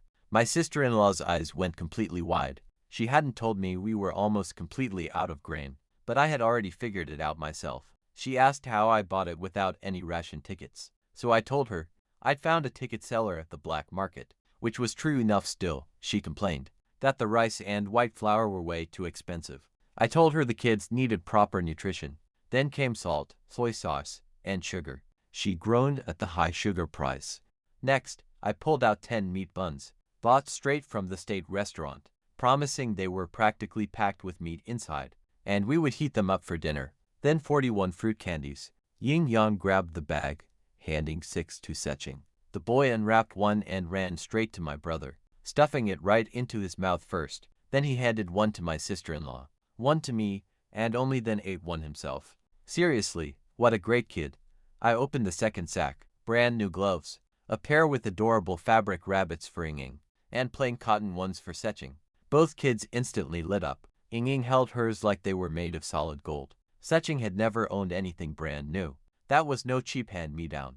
Brand new school bags for both kids, 2 whole packs of crayons for Ying. Then, I pulled out 2 tins of Wenziki and Hong skin cream, and gently slid them over to my sister-in-law. She tried pushing them back, saying she was too busy to even bother with stuff like that. I insisted she at least put it on at night. Her hands were completely cracked open from the freezing cold, from all that endless washing and chopping. My brother smiled, telling her to just accept the gift. He had been begging her to see a doctor about her hands for months now, but she always refused to waste any precious money. Taking those tins, her eyes shined. She goes to put them away, but check this out. Wait, there is one more thing. I reached back into the bag, pulling out some black plastic wrapping and tore it open. Inside sat a brand new, thick red padded coat. My sister-in-law completely froze the moment she saw that red coat. She instantly refused, saying it was way too expensive, telling me to take it back. She even started reaching to pack it right back up. Quickly grabbing her arm, I stopped her. I told her the actual truth. When I first joined this family at 10 years old, we had nothing, but she and my brother raised me, right alongside their own 2 kids, without ever complaining once. I never helped, only caused endless trouble, wasting their hard-earned money on drinking and gambling. Seriously, any other woman would have kicked me out, yet she never once uttered those words. To her, I was never just a brother-in-law. I was her own child, and in my eyes, she was never just a sister-in-law. Truly my real mother. A single coat is nothing compared to what she gave me. If this wears out, I will buy another. Money can always be earned back. She quickly wiped her tears, trying to laugh it off. My brother stood there blinking hard, desperately fighting back his own tears. That is, until I ruined the moment. I joked about him never buying his wife any nice clothes. He glared, and the tears stopped. She scrubbed her hands before even touching it, never wanting a single speck of dirt, trying it on right there in the mirror. The fit was amazing, Ying called her beautiful. My brother just stared. It was like seeing the sweet woman he married. For the very first time, she blushed, quite embarrassed. Next, I brought out the to-school bags. Sicheng snatched his bag, hugging it tight. Honestly, no kid in this poor village had actual backpacks. They all carried old cloth sacks, or just bundled books with cheap string. But Ying just refused to take hers. Staring down at the dusty floor, she mumbled, "That Sicheng could have both bags." My heart sank. I instantly knew her game. In my previous life, right around this period, Ying had tanked every single school exam. She brought home 0 after 0. Then she lied, claiming she just couldn't learn. She dropped out, just so our family only had to pay tuition for one. Her teacher even visited our home, trying hard to change her mind. But the girl wouldn't budge at all. She threw her own future away, so her little brother could have a real shot. Right then, I called her out. Think about it, a straight-A student her whole life doesn't suddenly start failing by accident. She had to be throwing those tests on purpose. My brother and sister-in-law stared at her, stunned. They never even asked. They were far too overwhelmed by daily survival to ever think it through. But Ying kept her head low, refusing to say a word. I let it go. Instead, I announced that our family finally has money now. We have food, meat every single day. I can easily afford to send both kids to school, all the way until they graduate. She's definitely going back after the new year, complete with her new backpack and fresh crayons. And I warned her, no more 0 scores, ever. Because if she did, I told her, that Sicheng would eat all her meat, while she just watched. Sicheng raised both hands, totally agreeing. Ying smacked his arm and challenged him right back. The loser gets absolutely no meat. He immediately backed down.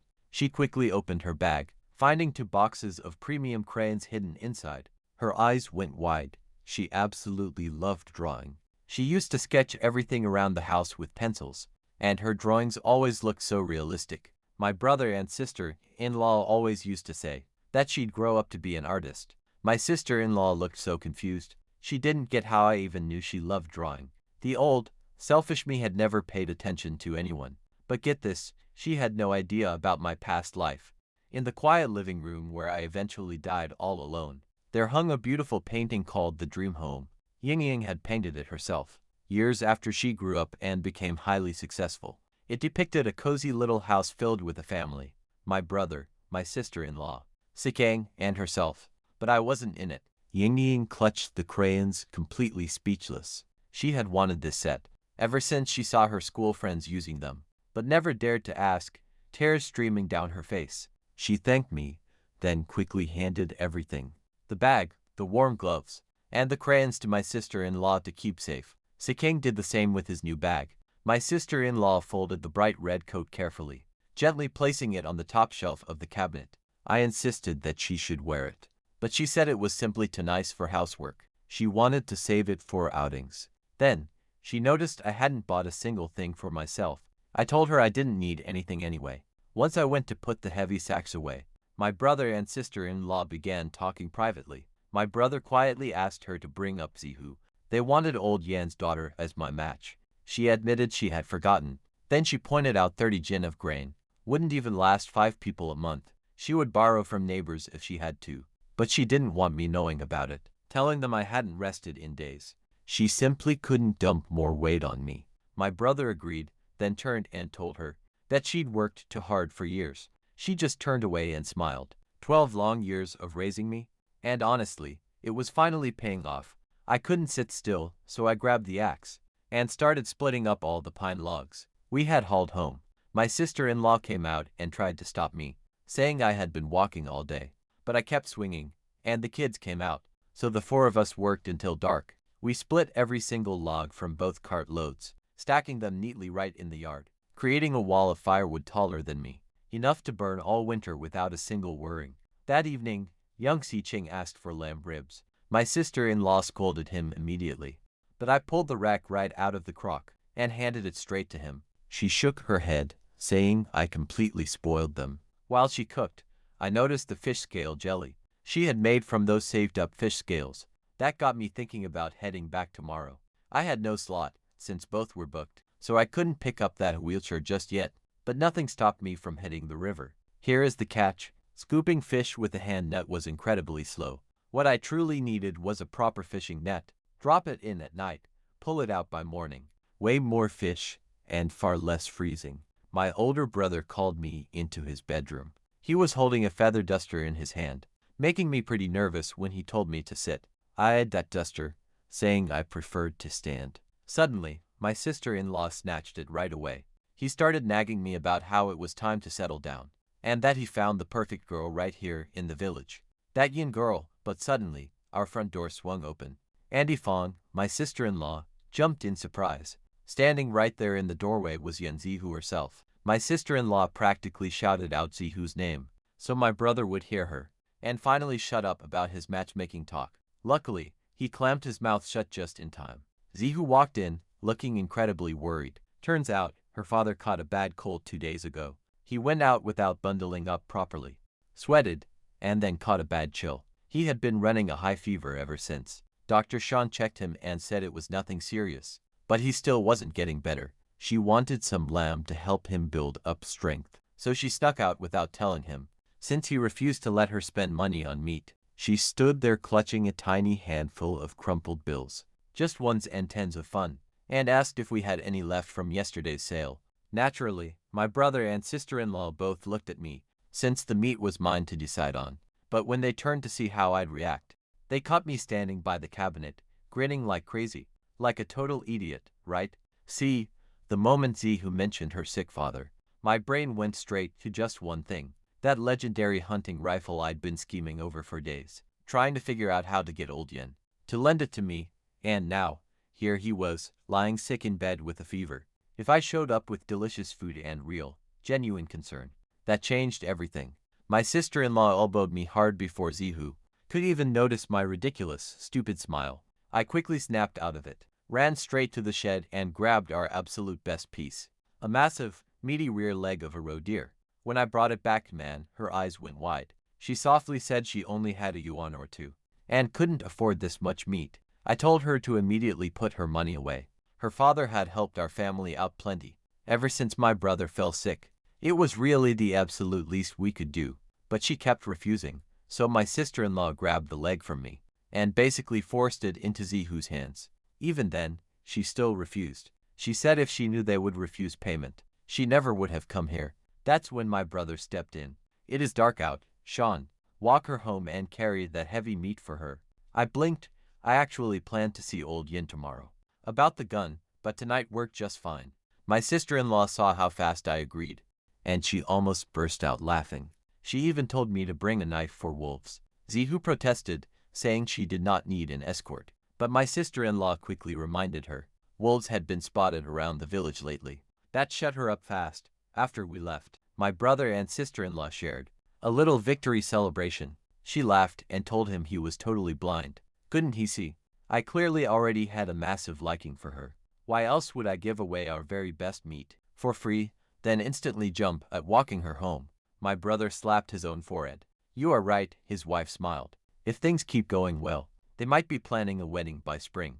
My brother sighed softly and said, once I was married and settled down, he could finally be at peace. And right there, her smile completely freezes. She knew exactly what at peace really meant. Walking back to the kitchen, she stood by the stove, staring down at the lamb ribs in the pot. She wondered if getting me married off would actually be enough to keep her husband from giving up on life. Meanwhile, I walked Z home, keeping a very respectful distance, exactly 1 meter apart, her in front, me behind. People talk in small villages. Then she asked if hunting in the mountains was hard. I could easily tell what she was really thinking, but I just told her the mountain was full of wolves. She just left it at that, suddenly going quiet. But right as we turned onto her street, a dark shadow came sprinting right from the crossroads, charging straight at Zihu. She turned pale, stumbling backward. I gripped my chopping knife and yelled out. Seeing me, the intruder bolted, vanishing west into the dark. Zihu grabbed my coat from behind, shaking like crazy. By the time she let go, offering an apology, the stranger was already completely gone. I warned her, wolves weren't the only threat she had to fear out here. Dangerous men prowled around these dark roads at night too, the kind who wouldn't be dealt with yet, until the massive nationwide crackdown started. A few years later, thank goodness my brother made sure I walked her home. Inside, we found old Yen lying on the heated brick bed, feverish, and clearly annoyed with her. She lied, telling him she'd only gone out to buy meat, and that my family sent me along to protect her. Wisely, she left out the scary runner on the road. I placed the heavy deer leg onto the table. Old Yen tried to decline it, telling Zihu they'd pay me back after the new year.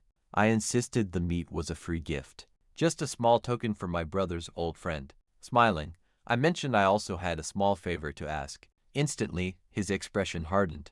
He knew already. You want the gun again. I didn't deny it, but he refused. Flat out, just like last time, saying hunting had already crippled him. And he refused to let that happen to me. But I noticed something odd. He was tightly clutching that rifle right on the bed, sleeping with it. That was highly unusual. And that's when the terrifying truth finally clicked. During our walk, Zihu had asked about hunting. She was planning to head up the mountain herself, just to earn money for his expensive medicine. Old Yan knew it too.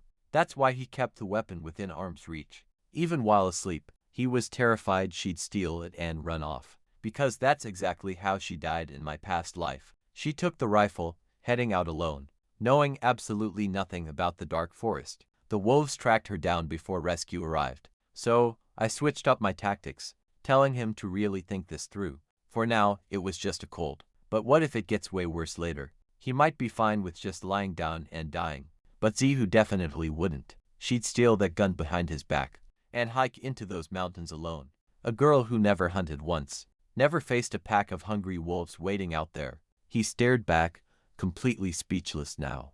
Talk about a massive reality check. I pressed on. Lend me the rifle. There was no guarantee of a catch every single trip, but when I did, his family got their cut. Fresh meat and cold cash. Right now, that weapon is just sitting there useless. He can't hunt with that shattered leg, can't earn a single dime. He can't feed his daughter with it either. It was just gathering dust in his hands, while Zihu went totally hungry, and dreamed of taking the one path that would kill her.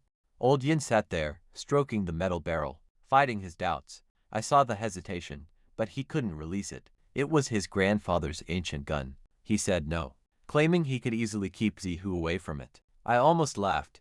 You told her not to buy meat tonight. Yet, she still snuck out anyway. Do you really think you can watch her constantly? That left him completely speechless again. Then he grasped at another excuse, arguing that if anything happened to me, he couldn't face my brother and sister-in-law. I told him I was heading up that peak regardless. The transport cart was already booked. I'd already gone up twice without any weapon. Yesterday, I barely survived a wolf encounter, only because that beast had a broken leg. Actually, a rifle made me way safer, so lending it to me was not putting me in danger. It was keeping me alive. He let out a long breath. He was visibly weakening, so I hit him with the final point. His family desperately needed money. With his bad leg, he could barely work, and Zhao's wages were pretty tiny. His medicine ate up every single penny they saved. That gun was worth absolutely nothing, just sitting on his bed. In my hands, it could easily feed both our families. He fell silent for a really long time, slowly rubbing the barrel. Then he gritted his teeth and shoved it toward me. Take it, but you better bring me a share of whatever you kill. Otherwise, I am going to your brother's house to collect. I grabbed the rifle with both hands, and almost fell right off the bed, when I realized what I was actually holding. A Type 56 semi-automatic rifle, the exact same weapon I used as a ranger in my past life, accurate to 300 meters, with enough stopping power to drop a wild boar in one shot. There was simply no better hunting weapon in the whole country, Old Yin claimed, saying his grandfather used it to fight the Japanese. I literally had to bite my tongue.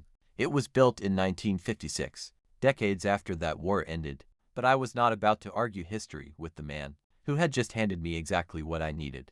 Z then brought out some gun oil and half a box of ammunition. 32 rounds total, not a lot, but definitely enough to get started. Old Yin quietly reminded me that having a gun did not make me invincible, because some things in those mountains, a gun won't save you. Before heading out, I asked him about a fishing net. Since I had no cart tomorrow, I was planning to spend the entire day by the river.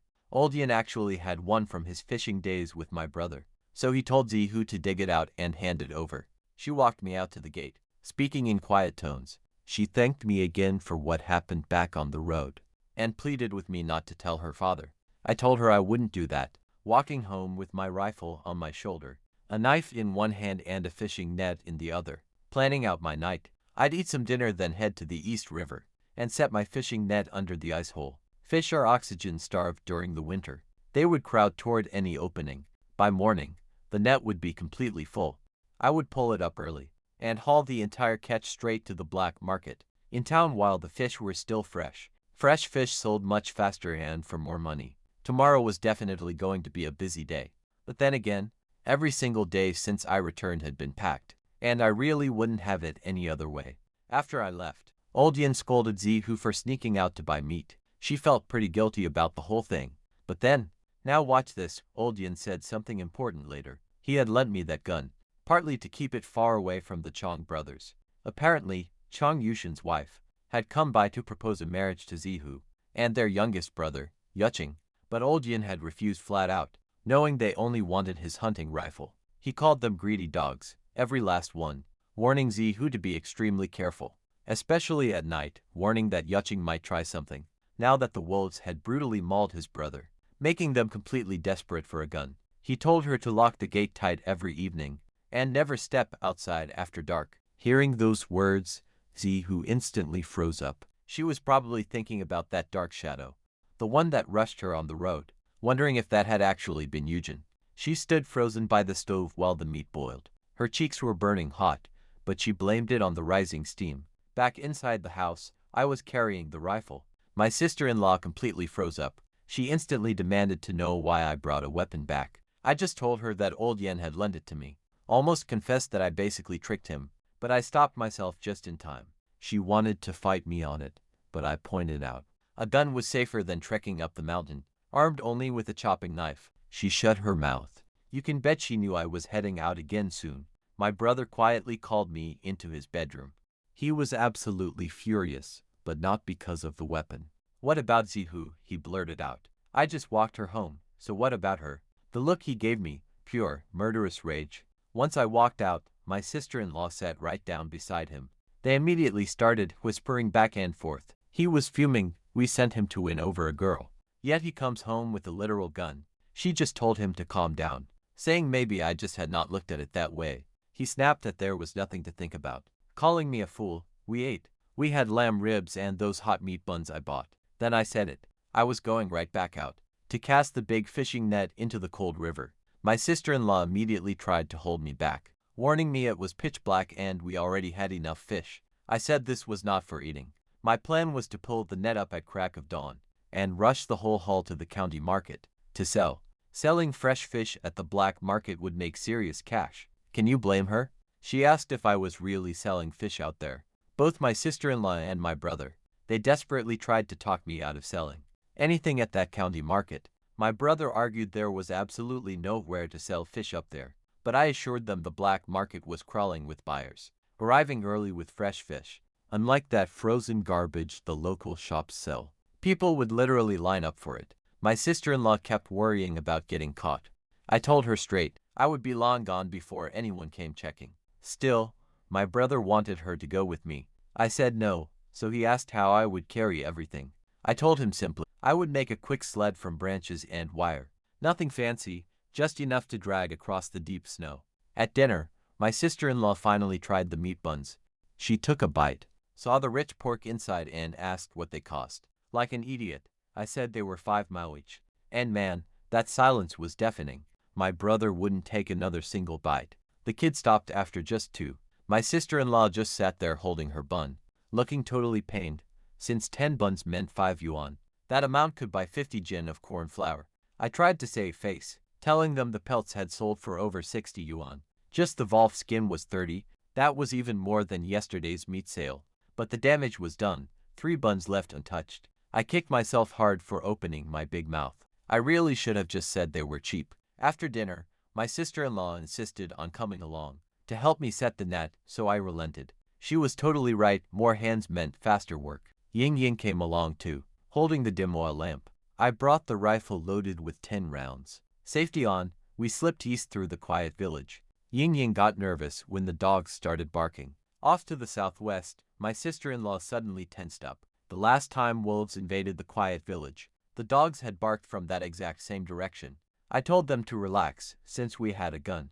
If a wolf showed up, we would eat it for breakfast. But here is the scary part. That barking actually had nothing to do with wolves, because at that very same moment, right on the southwest edge of the village, a mysterious figure was sprinting through the dark, heading toward Chang Yushin's house. It was Yuching, the youngest Chang brother. He knocked on the door, and Yushin let him in.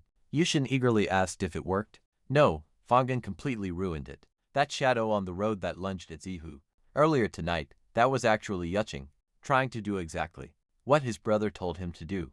And I scared him off without even knowing who he was. But get this, those Chang brothers were plotting in the dark. Yuching was the one who rushed Zihu on the road, after stalking her the entire afternoon, just waiting by her street corner, and when she finally left her house alone, he went after her, but I showed up and ruined everything.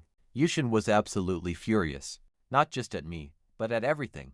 He blamed me for his brother Yiming getting mauled, claiming that if I had not hauled back that firewood, they never would have borrowed that cart to head up the mountain. He ordered Yuching to keep tracking Zihu constantly and wait for another clean shot. As for me, he figured the mountain would do his dirty work. I was going back up in 2 days, and he was betting I would not make it back alive. But I had absolutely no idea. Instead, I was down at the East River with my sister-in-law and Ing was setting up the fishing net. That ice hole I covered with snow last time had worked perfectly since only 2 centimeters of ice formed on top. A couple of swift whacks with the pickaxe, and it was open again. I widened the opening to about 1.5 meters across. Old Yan's net was actually a gill net, the sticky kind that traps fish the second they swim in. Single layer, with 3 fingers of space between the mesh, about 3.5 meters long, slightly worn down with some broken strings, but still good enough. I tied 3 strong ropes to the net, one on each end and one right in the middle, fastening them to trees on both banks, so the net hung at an angle deep underwater. This way, it would catch way more fish as they swam toward the fresh, oxygen-rich opening. Then I kicked snow over the edges and we headed back in the yard. I built a basic sled using 5 sturdy branches and some wire. 2 curved pieces on the bottom worked as runners, with 3 straight ones across the top, all lashed tightly together with iron wire. My sister-in-law remarked that it looked like a flat board and would not save much effort. I told her the roads were completely covered in snow. Dragging a flat board across snow was basically effortless. I had just done it coming back from county that afternoon. Sure, with the iron bucket it was not pretty, but it would definitely work. I would build a proper one with real lumber when I had time. Everyone went to bed. Ying pinched, sighing softly a few times in the dark for not finishing up the dishes. My brother kept trying to convince my sister-in-law to go with me to the market tomorrow, but she just couldn't. She had to massage his back daily and could not skip it, promising them that I would be fine, pointing out I had managed every trip so far. But lying there in the dark, you know, she was worried sick about one thing: selling fish on the illegal black market. She could handle getting arrested herself, but she could not bear that for me. I woke up at 3. My sister-in-law and Ying were already awake. She had guessed I would need to leave early, and already had the stove going, warming yesterday's buns and flatbread in the pot. She absolutely insisted on coming to the river with me. I gave up the argument, and we headed out, stepping out into the dark with only an oil lamp, our pickaxe and bamboo basket. The ice hole had frozen over, but only about 2 centimeters thick. Thanks to that clever snow trick, a few swings of the pickaxe and it was open. We untied the ropes from trees on both river banks and pulled the heavy gill net out together. Fish immediately started falling off the net the second it broke the freezing air. Old Yan's net was just too worn to hold them. Once it was out, I grabbed our basket and began throwing in the fish, flopping back toward the ice hole, trying to escape back under. My sister-in-law rushed over to help me. By the time we finally got the whole net inside the basket, it was practically overflowing. Look at her face, she can barely hide her joy. She had carried grain baskets for the production team before, and knew this held about 100 jin. Even with the net taking up space, there had to be 50 or 60 jin of fish. I swung it up onto my back. She insisted on helping me carry the heavy load, but I told her it was light and walked ahead. She followed behind quietly, lifting up the bottom of the basket to take some weight off my aching shoulders. Once home, I dumped the entire catch out in the yard and started untangling them from the old mesh. Ying came to help, but accidentally ripped a small hole in the net. Poor kid, she looks ready to start crying. My sister-in-law began to scold her, but I stopped her. The net was already worn out. One more hole didn't even matter. I promised I would buy old yen a new one. From the fish, I picked out 3 massive carp, one for our own family lunch today, and 2 for my sister-in-law to take to old yen. My brother had wanted her to visit them, and she had been wondering what gift to bring. The fish solved that perfectly, and it was a proper thank you for letting us borrow his net. For breakfast, I had some flatbread, with pickled mustard and a few lamb ribs. I reminded them to finish up the buns before they went bad. Then, I loaded the remaining fish onto my little sled and headed north toward the busy county town. In the dark, my sister-in-law watched from the gate. She kept watching me until I finally turned onto the east road. Her real anxiety wasn't about whether my catch would sell. It was that illegal black market. Getting busted there meant absolute disaster. My brother woke up about an hour later and instantly started stressing out too. He asked if I had left already, then kept muttering about me getting locked up. My sister-in-law told him to stop overthinking things. But get this, his worrying was totally justified. He practically guessed the exact truth. I dragged my sled through the pitch black and finally reached the illegal market on Construction Road. Before sunrise, the place was completely packed. Way more sellers than I ever expected. Every single spot on the 800-meter street was taken. Even searching the side alleys, I couldn't find a spot. Just then, an old man selling potatoes called me over. He had just sold out and offered me his spot. To thank him, I handed over 2 large white fish. He looked stunned. They were actually fresh, not frozen rock solid. He leaned close and warned me quietly the market enforcement patrol would be coming through soon, telling me to watch out while I unpacked my basket. And I barely got my scale ready before a crowd swarmed. 1 yuan per jin, I called out. A few women grumbled that it was too expensive. I told them the state store sells frozen fish for 80 fun, and only if you can find any. While mine were caught just hours ago, a man behind them pushed forward, shouting out he would take a big carp, almost to jin. He paid 1 yuan 90 and left happy. After that first sale, eager buyers kept crowding in. Gross carp, whitefish, crucian carp, as I weighed everyone, showing them the scale before handing it over. Business was absolutely booming. Then, a young punk tried to shove his hand straight into my basket, insisting on grabbing his own fish. I sharply slapped his hand away with my scale rod, and he instantly started screaming that I had beaten him, claiming I would not let customers pick their own fish. He just stood there screaming, hoping to scare off all my buyers, but it backfired beautifully. The massive crowd he gathered stared straight into my basket, noticed the perfectly fresh, unfrozen fish, and immediately started fighting to buy. One massive guy shoved his way forward, ordering a white fish and 10 crucian carp. The lady right behind him wanted some, too. In minutes, this punk's noisy crowd became the biggest rush of customers I'd ever had. He slunk away with a furious, dark expression. Just 30 minutes, that is all it took. Every single fish was sold out. An elderly grandmother arrived right as I was packing up, and was completely devastated to miss out. She pleaded with me to save her a big one next time. I promised I would return in 2 days. I tossed the empty basket onto the sled and began heading north. Before leaving the market, I wanted to buy a new fishing net and locate Jang the cripple to trade for grain tickets. Before any trouble started, I had taken maybe 2 steps when a massive uproar broke out. At the south end of the busy street, sellers all around me began frantically packing up their goods. I glanced south, and my heart instantly dropped. 2 men wearing bright armbands were marching up the street, right toward us. The enforcement patrol had arrived. The officers immediately grabbed a couple, selling frozen fish at the very end of the market. And the guy was that very same punk, who had been making trouble at my stall earlier. Talk about instant karma. I did not stick around. I quickly spotted a dark side alley nearby, and dragged my sled straight into the shadows. 2 more patrol officers appeared from the north side, grabbing every seller who was still packing up. If my entire stock had not sold out so fast, I would have been caught right there. Hiding in the narrow alley, I ran right into Jang, the cripple, who was fleeing from that very direction. I quickly called his name. The poor guy literally dropped straight to his knees, covering his head with his hands, terrified of being arrested. Seeing it was only me, he laughed with relief. I bought another 20 jin of grain tickets, specifically for rice and flour. That cost 2 yuan, but he lacked bicycle tickets. Still, he could find one for 50 yuan. Honestly, that was way too expensive on top of the 170 for the bike, so I passed. He mentioned today's early raid was pretty unusual. Some boss had received complaints about the massive crowds, triggering an early patrol. Usually, they wouldn't show up for another hour. He guessed they would come early tomorrow too, and the day after, before resuming their lazy schedule.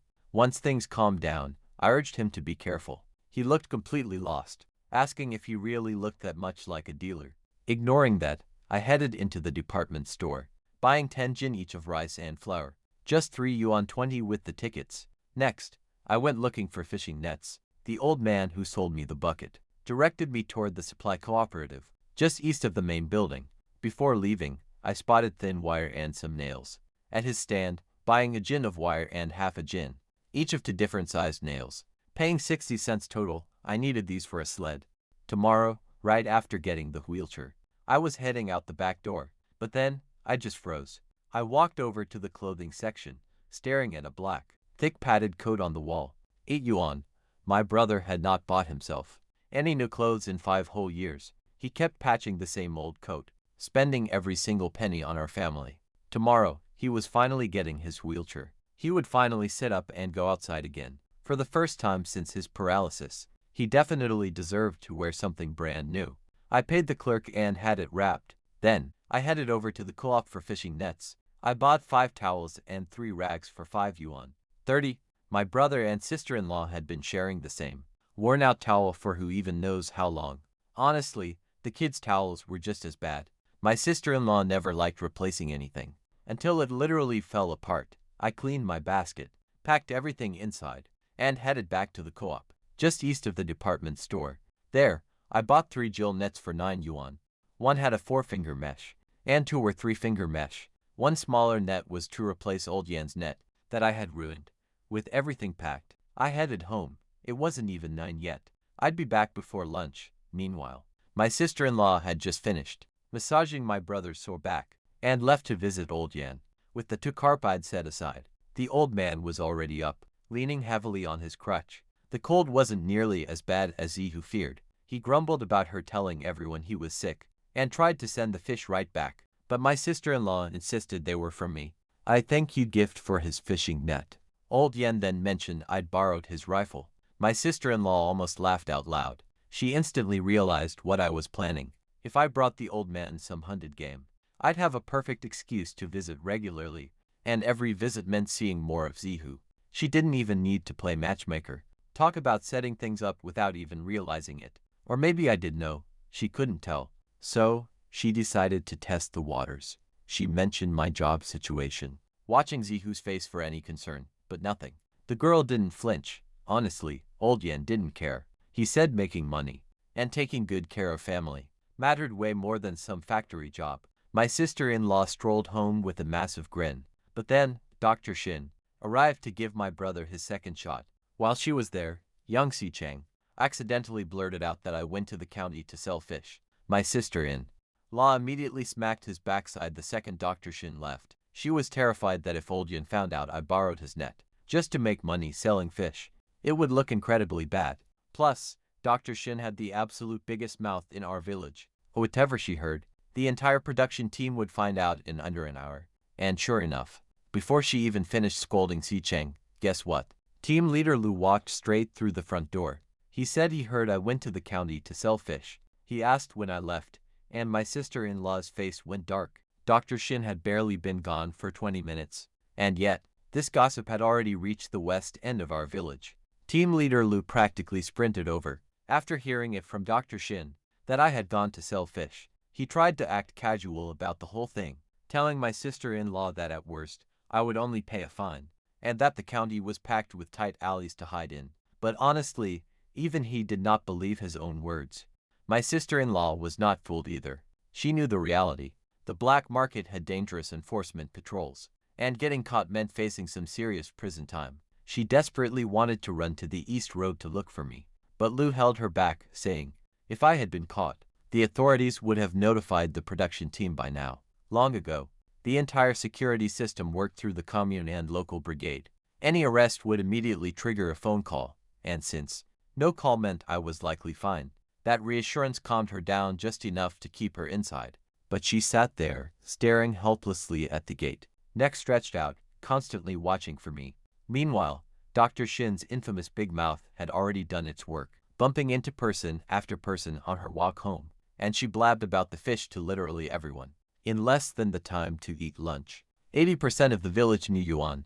Yuan's father slammed his cards down at the shop, running home to order his daughter to go spy on my family and see if selling fish actually worked. She refused, and her mother backed her up. But Yuan still ended up walking toward my house, just standing at the corner fuming. She could not understand how I went from a useless drunk to the biggest earner in town. Within a week, the greedy Chong brothers heard too. Yushin just laughed when he got the news. He said, selling on the black market means a guaranteed arrest. Illegal speculation charges. At least a year, he told Yuching. No need to plot anything against me. The law would take care of it anyway. He was totally sure I would not return today. My sister-in-law held out for an hour before she finally broke from the anxiety. My brother told her to check the east road. Lu gave up stopping her and just tagged along too.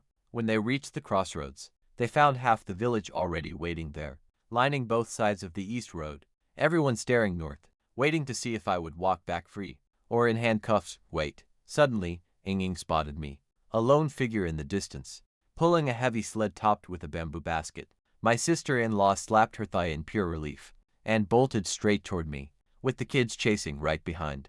I was totally confused seeing them out here, asking why they had walked all this way. She claimed she just had nothing to do, and wanted to meet me halfway. Then Dr. Shin popped up from nowhere, grinning, loudly asking if I sold every last fish. And right then, it hit me, she was the loudmouth who told everyone.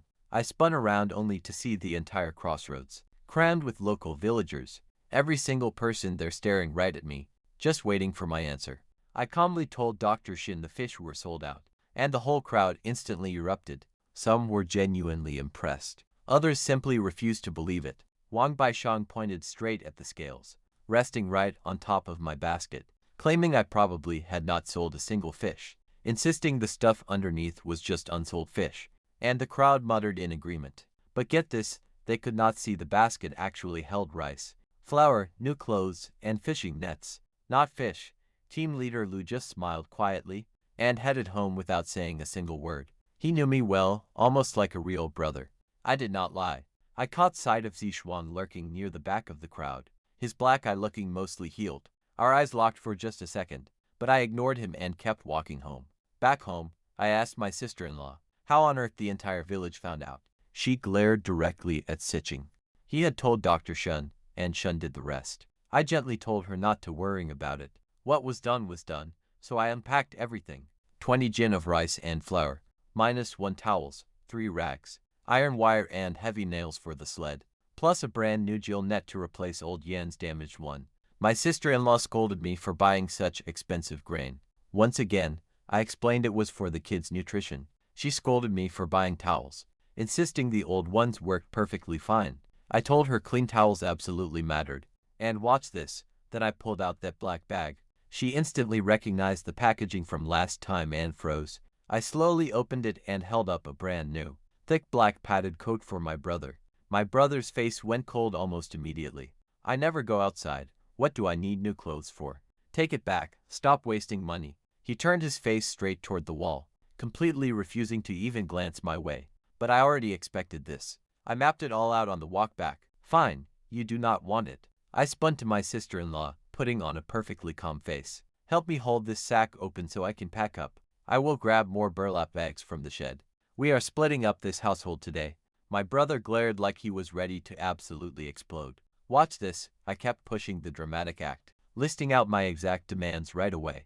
My bedding, some firewood, and maybe a few basic things. I told them I would head back home, then acted like I just remembered our old house sold. No worries, I will figure it out. Fearing the worst, my sister-in-law grabbed my arm. My brother tried to keep acting tough, claiming he did not care. But as I kept rambling about what else to pack, he finally cracked, "Fine. Stop this splitting household nonsense. Stay right there." So I grinned and tossed the coat over, then try it on, while my sister-in-law burst out laughing. She held the heavy jacket up against his frame. Since he was lying down, it was a match. He was still complaining, though, saying he could not wear this in bed, that I wasted good cash since he never goes outside. I told him he will wear it when he heals, My sister-in-law carefully put the coat inside the closet, telling both of us to stop whining, especially since I bought nothing for myself. At lunch, I announced we made 43 yuan and 60 cents. The table went dead silent as she did the quick math. That was far more than anyone here could ever make. In a whole year. Think about that. Just one single night of quick work. My brother panicked immediately. Began stressing over the black market patrols. I lied, telling him nobody came close to me. Then he and my sister-in-law begged me not to head up the mountain tomorrow. They just got word from Dr. Shen. Hearing how Chong Yiming had his leg almost ripped off by savage wolves made everyone ask why go up there. I promised to stay on the edges, staying safe on the borders with my rifle. My sister-in-law was the first to yield, knowing she could not really stop me, so she just begged me to stay safe and avoid taking any stupid risks, just for some extra meat. After lunch, I headed to my room to dismantle the Type 56 rifle. Piece by piece, I oiled and cleaned every single component carefully. My hands just moved naturally. Driven by 20 years of Ranger muscle memory, my sister-in-law stepped in, watching me work. She likely assumed I learned this during old militia training, but she still tried, one final time, to convince me to keep selling fish instead, rather than risking the wild mountain. She started off strong but choked up mid-sentence. You can easily guess her exact thoughts. My brother was already crippled, unable to work. If something terrible happened to me too, our whole family would be finished. She could barely keep them afloat alone. But one sick day meant 5 people starved. Before I could even answer her, a sudden loud crash echoed from outside. And just like that, shouting fills the yard. Uncle, Mom, Yu Laozen next door got hurt. They say a wolf attacked him. My sister-in-law turned pale as a sheet. Yu Laozen got hit by wolves as well.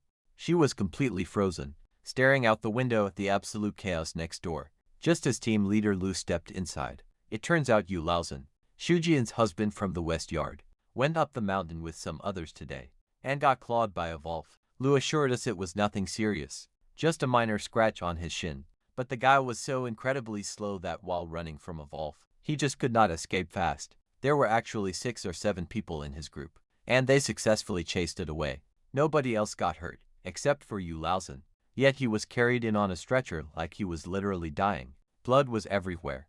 They had already sent for Dr. Shen. Honestly, Lu did not come to talk about Yu Laozen. He actually came to stop my brother and sister-in-law from ruining my plans to go tomorrow. They immediately started complaining. 2 people mauled in just 2 days. The mountain was simply too dangerous. They wanted me home, but guess what? Lu shut them down. He pointed out that I had already gone twice and brought back full carts. On both trips, I killed a wolf all by myself. Meanwhile, everyone else who tried, like the Chong brothers or Yuan's father, had either gotten totally lost, gotten bitten, or returned entirely empty-handed. Lu declared, it was obvious I knew what I was doing, so they should stop worrying. But my brother kept complaining about firewood. Lu hit him where it hurt. Fine, when it runs out, go get it yourself. See how your legs handle that. My brother instantly went quiet. Afterward, Lu quietly pulled me aside near the gate. He whispered, knowing my real goal was retrieving that special wheelchair, and that was the sole reason he supported me. He told me if I was not back by 1 o'clock, promising to bring men to find me. Looking me dead in the eye, he added, my sister-in-law could never carry this family alone. If something tragic happened to me, after he departed, I prepared to carry the brand new fishing net to old Yan's house. Suddenly, my sister-in-law lunged forward to rip it away, insisting she should go instead while I rested up. We were still bickering about it when Ming Ming came rushing over from next door. She was watching Dr. Shin treat you, Lao-san, and needed to speak with me privately. I brought her inside but kept the door open. Couldn't let village rumors start. She started asking me about hunting, but not for herself. She lacked the courage for the mountains. She wanted to learn to trap beasts and sell meat. Anything to make money, hoping her mom would stop forcing her into medicine without finding another path to take, she said. She would end up becoming a doctor. I smiled at that because in my past life, by the time I finally returned with some wealth, Ming Ming had already become exactly that, the village healer, just like her mother. Some destinies are just impossible to escape. Ming Ming wanted lessons on how to trap rabbits and sell the meat to make money, so her mother would stop pushing medical studies. She complained that studying fevers and checking tongue coatings and eye symptoms was driving her mad. I advised her to listen to Dr. Shin, since practicing medicine was a truly great career. And let's be real, she'd end up there anyway. In my previous life, she took her mother's place, running the local clinic for decades. Before our conversation could go any further, Dr. Shin showed up hunting for her runaway daughter. Ming Ming deflated right away and followed her out without saying a thing. On their walk back, Dr. Shin noticed a change in her voice. Whenever she started talking about me, calling me highly reliable and hardworking. Watching her eyes shine, Dr. Shin smiled knowingly. Ming Ming's growing up. Ming Ming had no clue what that meant. Then my sister-in-law caught Lu outside, trying one more time to find some reassurance. About tomorrow, he told her straight, "Stop holding me back." I was the only villager who actually made it past that dangerous mountain. All their endless doubts. And I stopped working. Then what? He promised to wait until 1 in the afternoon. After that, he would come find me. Seeing we were running low on flatbread, I whipped up some fresh white dough for steamed buns. Sitching stared in absolute shock. Imagine not tasting real wheat for the whole years. But winter weather meant the dough needed a day to rise. So tomorrow was the earliest. I cooked up 4 bowls of white rice too. My sister-in-law complained it was too much. Too pricey, but when the kids tasted it, they devoured 2 bowls each and wanted more. Ying Yang even told her mother to try some. Even my brother was stunned. He had not seen white rice in this house for years. My sister-in-law kept grumbling about spending, but she smiled anyway, seeing her kids eat so happily. I promised to buy even more the day after tomorrow. She insisted I should only get cheap corn flour. I just smiled silently. Once I got to town alone, I would buy whatever I wanted. After dinner, both kids were completely stuffed with food. They had to walk laps outside again. My sister-in-law shooed me off to bed. I had to wake up super early, carting my way over to Little Poplar Gulch, bringing home his wheelchair. I ordered it for my brother. Seriously, he has no idea yet. Only the carpenter and team leader Lu knew. For the first time since his paralysis, my brother was going to sit up and see the sky. I woke up at 3, and my sister-in-law had already warmed up some lamb and rice, with some pickled mustard waiting on the side. I told her to stop losing sleep just for me. She is always up early anyway. And that I had already handled most of the chores. That cooking was pretty much all she had left. Ever since I came back, she was totally right. Her daily workload had shrunk to almost nothing. But that was exactly my goal. In my past life, she literally worked herself to death. I absolutely refused to let that happen again. So I made a mental note, if I stop waking up early, she will stop too. Down at the stable, Old Yang saved meal number 65 for me. Same beast from my first run. He kept it hidden away from the other villagers. He told me this smart mule actually saved Yuan, saving his father's group when they got lost. It guided them straight out of the mountains. Yet Yuan's ungrateful father never even said thank you. Old Yang was pretty disgusted when he brought it back. This mule knew the road by heart, turning onto the southern fork all on its own. But once we leave familiar territory, it stops, refusing to budge until I finally grab the reins. Pretty smart, right? It only goes where it feels safe. 2 hours later, I finally reach the pine forest. I pile some fallen branches onto my cart, then start sawing fresh logs to fill it completely. Getting the wheelchair from the carpenter was the actual reason for this whole trip, but I had to keep this looking like a firewood run. Meanwhile, back in the village, nosy folks had already checked the stable. They quickly realized meal 65 was missing. By breakfast, the entire village is buzzing like crazy. You already know how fast these nasty rumors start spreading. I would get mauled like Chong Yiming and never return. That wolf I killed was probably some other hunter's work. Yuan's father is sitting at the card table, spewing insults, yelling that there is no way I actually killed it. Bai Shujuan runs home to brag to her injured husband, then runs off to gossip with Wang. Along with Bai Shan, they were totally certain today would be the day I do not return. Meanwhile, Dr. Shun arrives to give my brother his 3rd shot. His condition is improving so fast, he could actually move now, pushing himself up with his arms, which was completely impossible days ago. The medicine was working. Then Shin dropped a bombshell. She looked at my sister-in-law and casually asked if I'd seen anyone since breaking up with Yuan. My sister-in-law immediately said no. Shin just smiled, mentioning she had a young girl back home. Perfect age, no job, just learning a trade. Would we be open to an introduction? My sister-in-law kept her cool, but I could easily picture her gears spinning. She already had Z lined up for me. Now Dr. Shin was pushing another choice. Meanwhile, in the background, Ming Ming was watching me with glowing eyes. Things were getting pretty complicated. And the best part, I had absolutely no clue. I was up on the mountain cutting timber, thinking about wheelchairs, while back home, Dr. Shin was currently trying to set me up with some girl from her village. My sister-in-law played it totally cool, but she was already scheming with Z, picked out for me, and she wasn't about to let Shin's candidate get in her way. My brother just wanted me married to anyone at all. None of them knew I was up here, focused on wheelchairs and wild wolves, not women.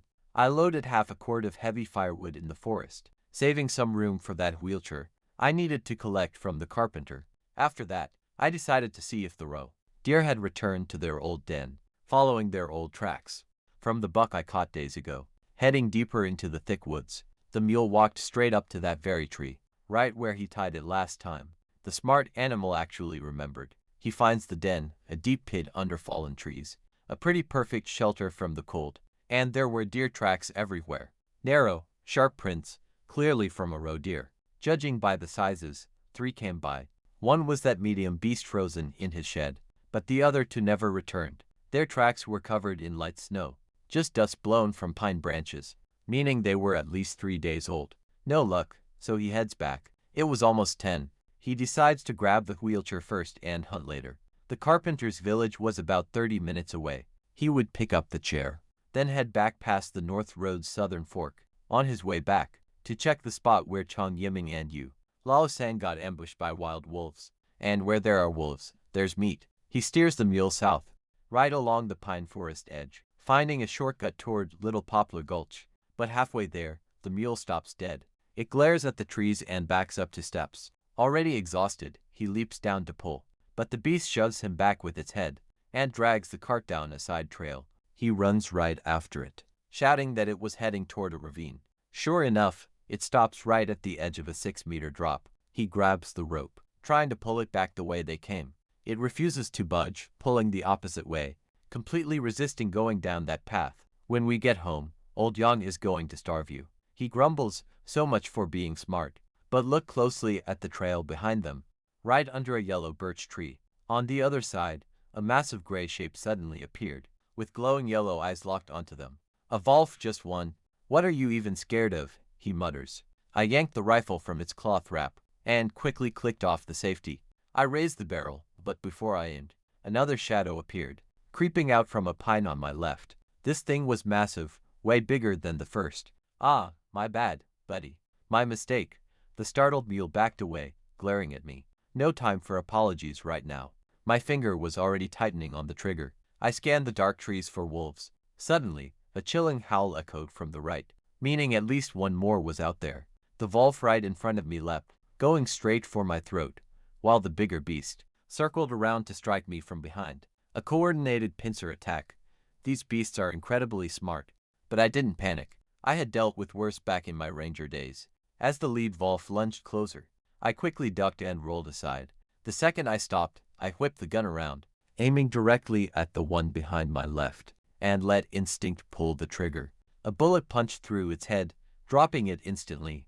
The surviving wolf howled out, calling for backup. I raised the rifle to end it, but then a third beast burst from the forest, attacking from the right, smaller than the rest. Its face was rounder, with softer features. A female, which meant the pack leader giving the orders, was still hiding in the shadows. We are not safe yet. I sidestepped the mother wolf's snap, and instantly spotted the very first wolf again. It shifted targets and was charging. Mule number 65 was totally cornered. His cart was wedged hard against a pine. I tracked the beast's movement and fired. Clean headshot. Down it went. The mother wolf spun around to run. I brought up the rifle. One shot through her skull dropped her under a tree. But then, I felt it. That familiar, cold prickle on the back of my neck. A rustle behind me. I whip around. No time to aim. The largest wolf yet leaps directly at me. Jaws gaped wide, bearing yellow fangs. 5 centimeters of deadly fangs, aiming straight for my throat. Throwing myself backward, I hit the dirt, and jam my heavy rifle barrel directly under its furry jaw. Just as I fall, the weapon fires. The wolf's neck completely explodes, crashing heavily right on me. Cold, dead blood drenches my entire sleeve. I heave the massive beast off me, but sharp claws catch my pocket, tearing it apart. As it slides down, swearing loudly, I smash its head with my rifle. Then, I stopped to look at the pack. Look at this, they are a family. 3 young pups on their very first hunt, and a parent who rushed to protect. Watching them die like this leaves a dull ache. Yet, I still load all of them onto my cart. Meat is meat. Suddenly, 200 meters away, I spot another lone female watching me. A jagged scar runs from her forehead to her eye. She stares for a second, then vanishes. Too far to pursue, and for wolves is plenty anyway. I guide the mule toward Little Poplar Gulch, reaching the local carpenter by 11. The wheelchair is done. Smooth wooden wheels and armrests, built exactly like my custom blueprint drawings. I pay him 50 yuan for 3 days of labor. Together, we load it onto the cart, placed right on top of the firewood and carcasses. The carpenter almost trips backward. Look at his face when he spots the wolves. Gulping, he asks if I will sell some meat. He explains, their village finished its annual slaughter early, and there is absolutely nowhere to buy meat. My eyes light up, so you guys are short on food. I struggle not to laugh. Imagine asking if a remote mountain village needs meat. Obviously they do here in Little Poplar. This place is closer to the wilderness than ours, which means dangerous beasts on every road. It made trips to the county pretty much impossible. They could only make the trip once a year around New Year, traveling in huge groups, even staying overnight in town just to avoid those pitch-black roads. No wonder they could never buy fresh fish or meat. So I told them selling the wolves right now was impossible, since they were not cleaned yet, but I promised to return soon with some fish or deer meat. His eyes lit up as he said. He actually tried getting someone to buy fish from the county, but they could not find a single one. Before heading out, I spotted 2 handmade sleds in his yard.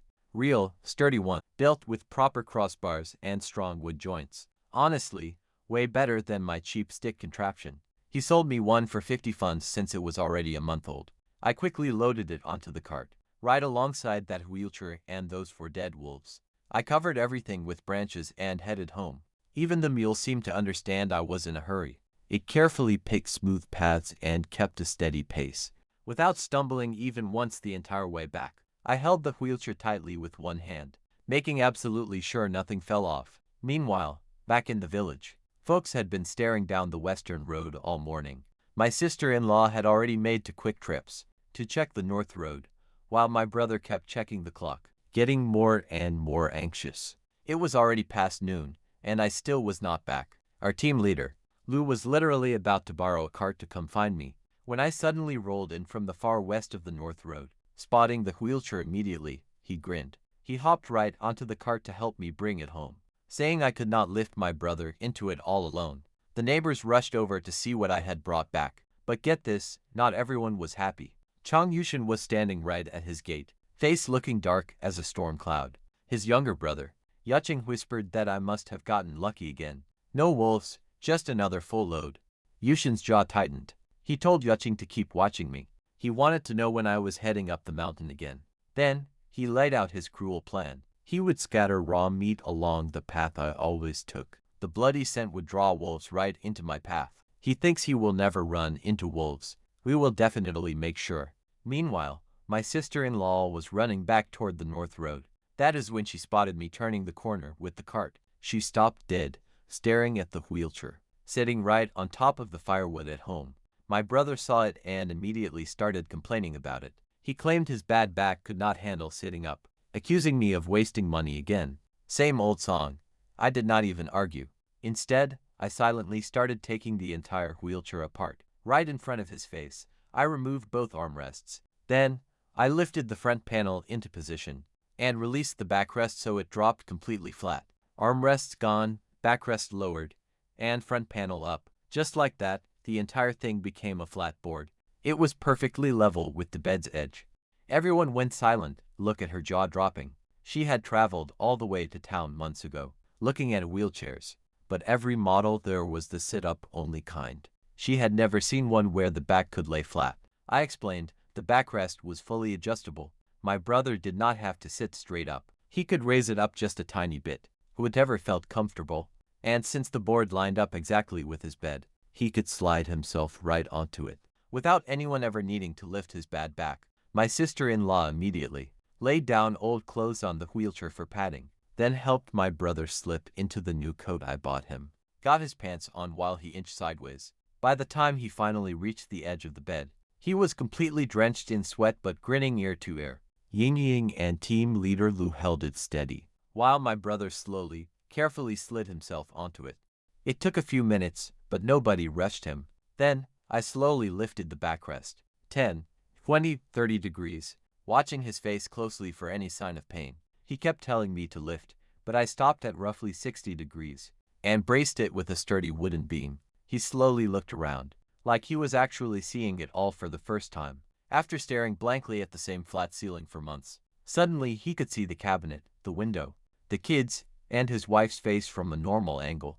His head kept turning eagerly left and right, taking it in, sweat pouring down his cheeks, but he smiled so wide his face completely wrinkled up. Honestly, my sister-in-law turned away to wipe her eyes. Without this simple wheelchair, her beloved husband might never have sat up again. Lou gave the chair a quick test push. "Wanna go for a spin?"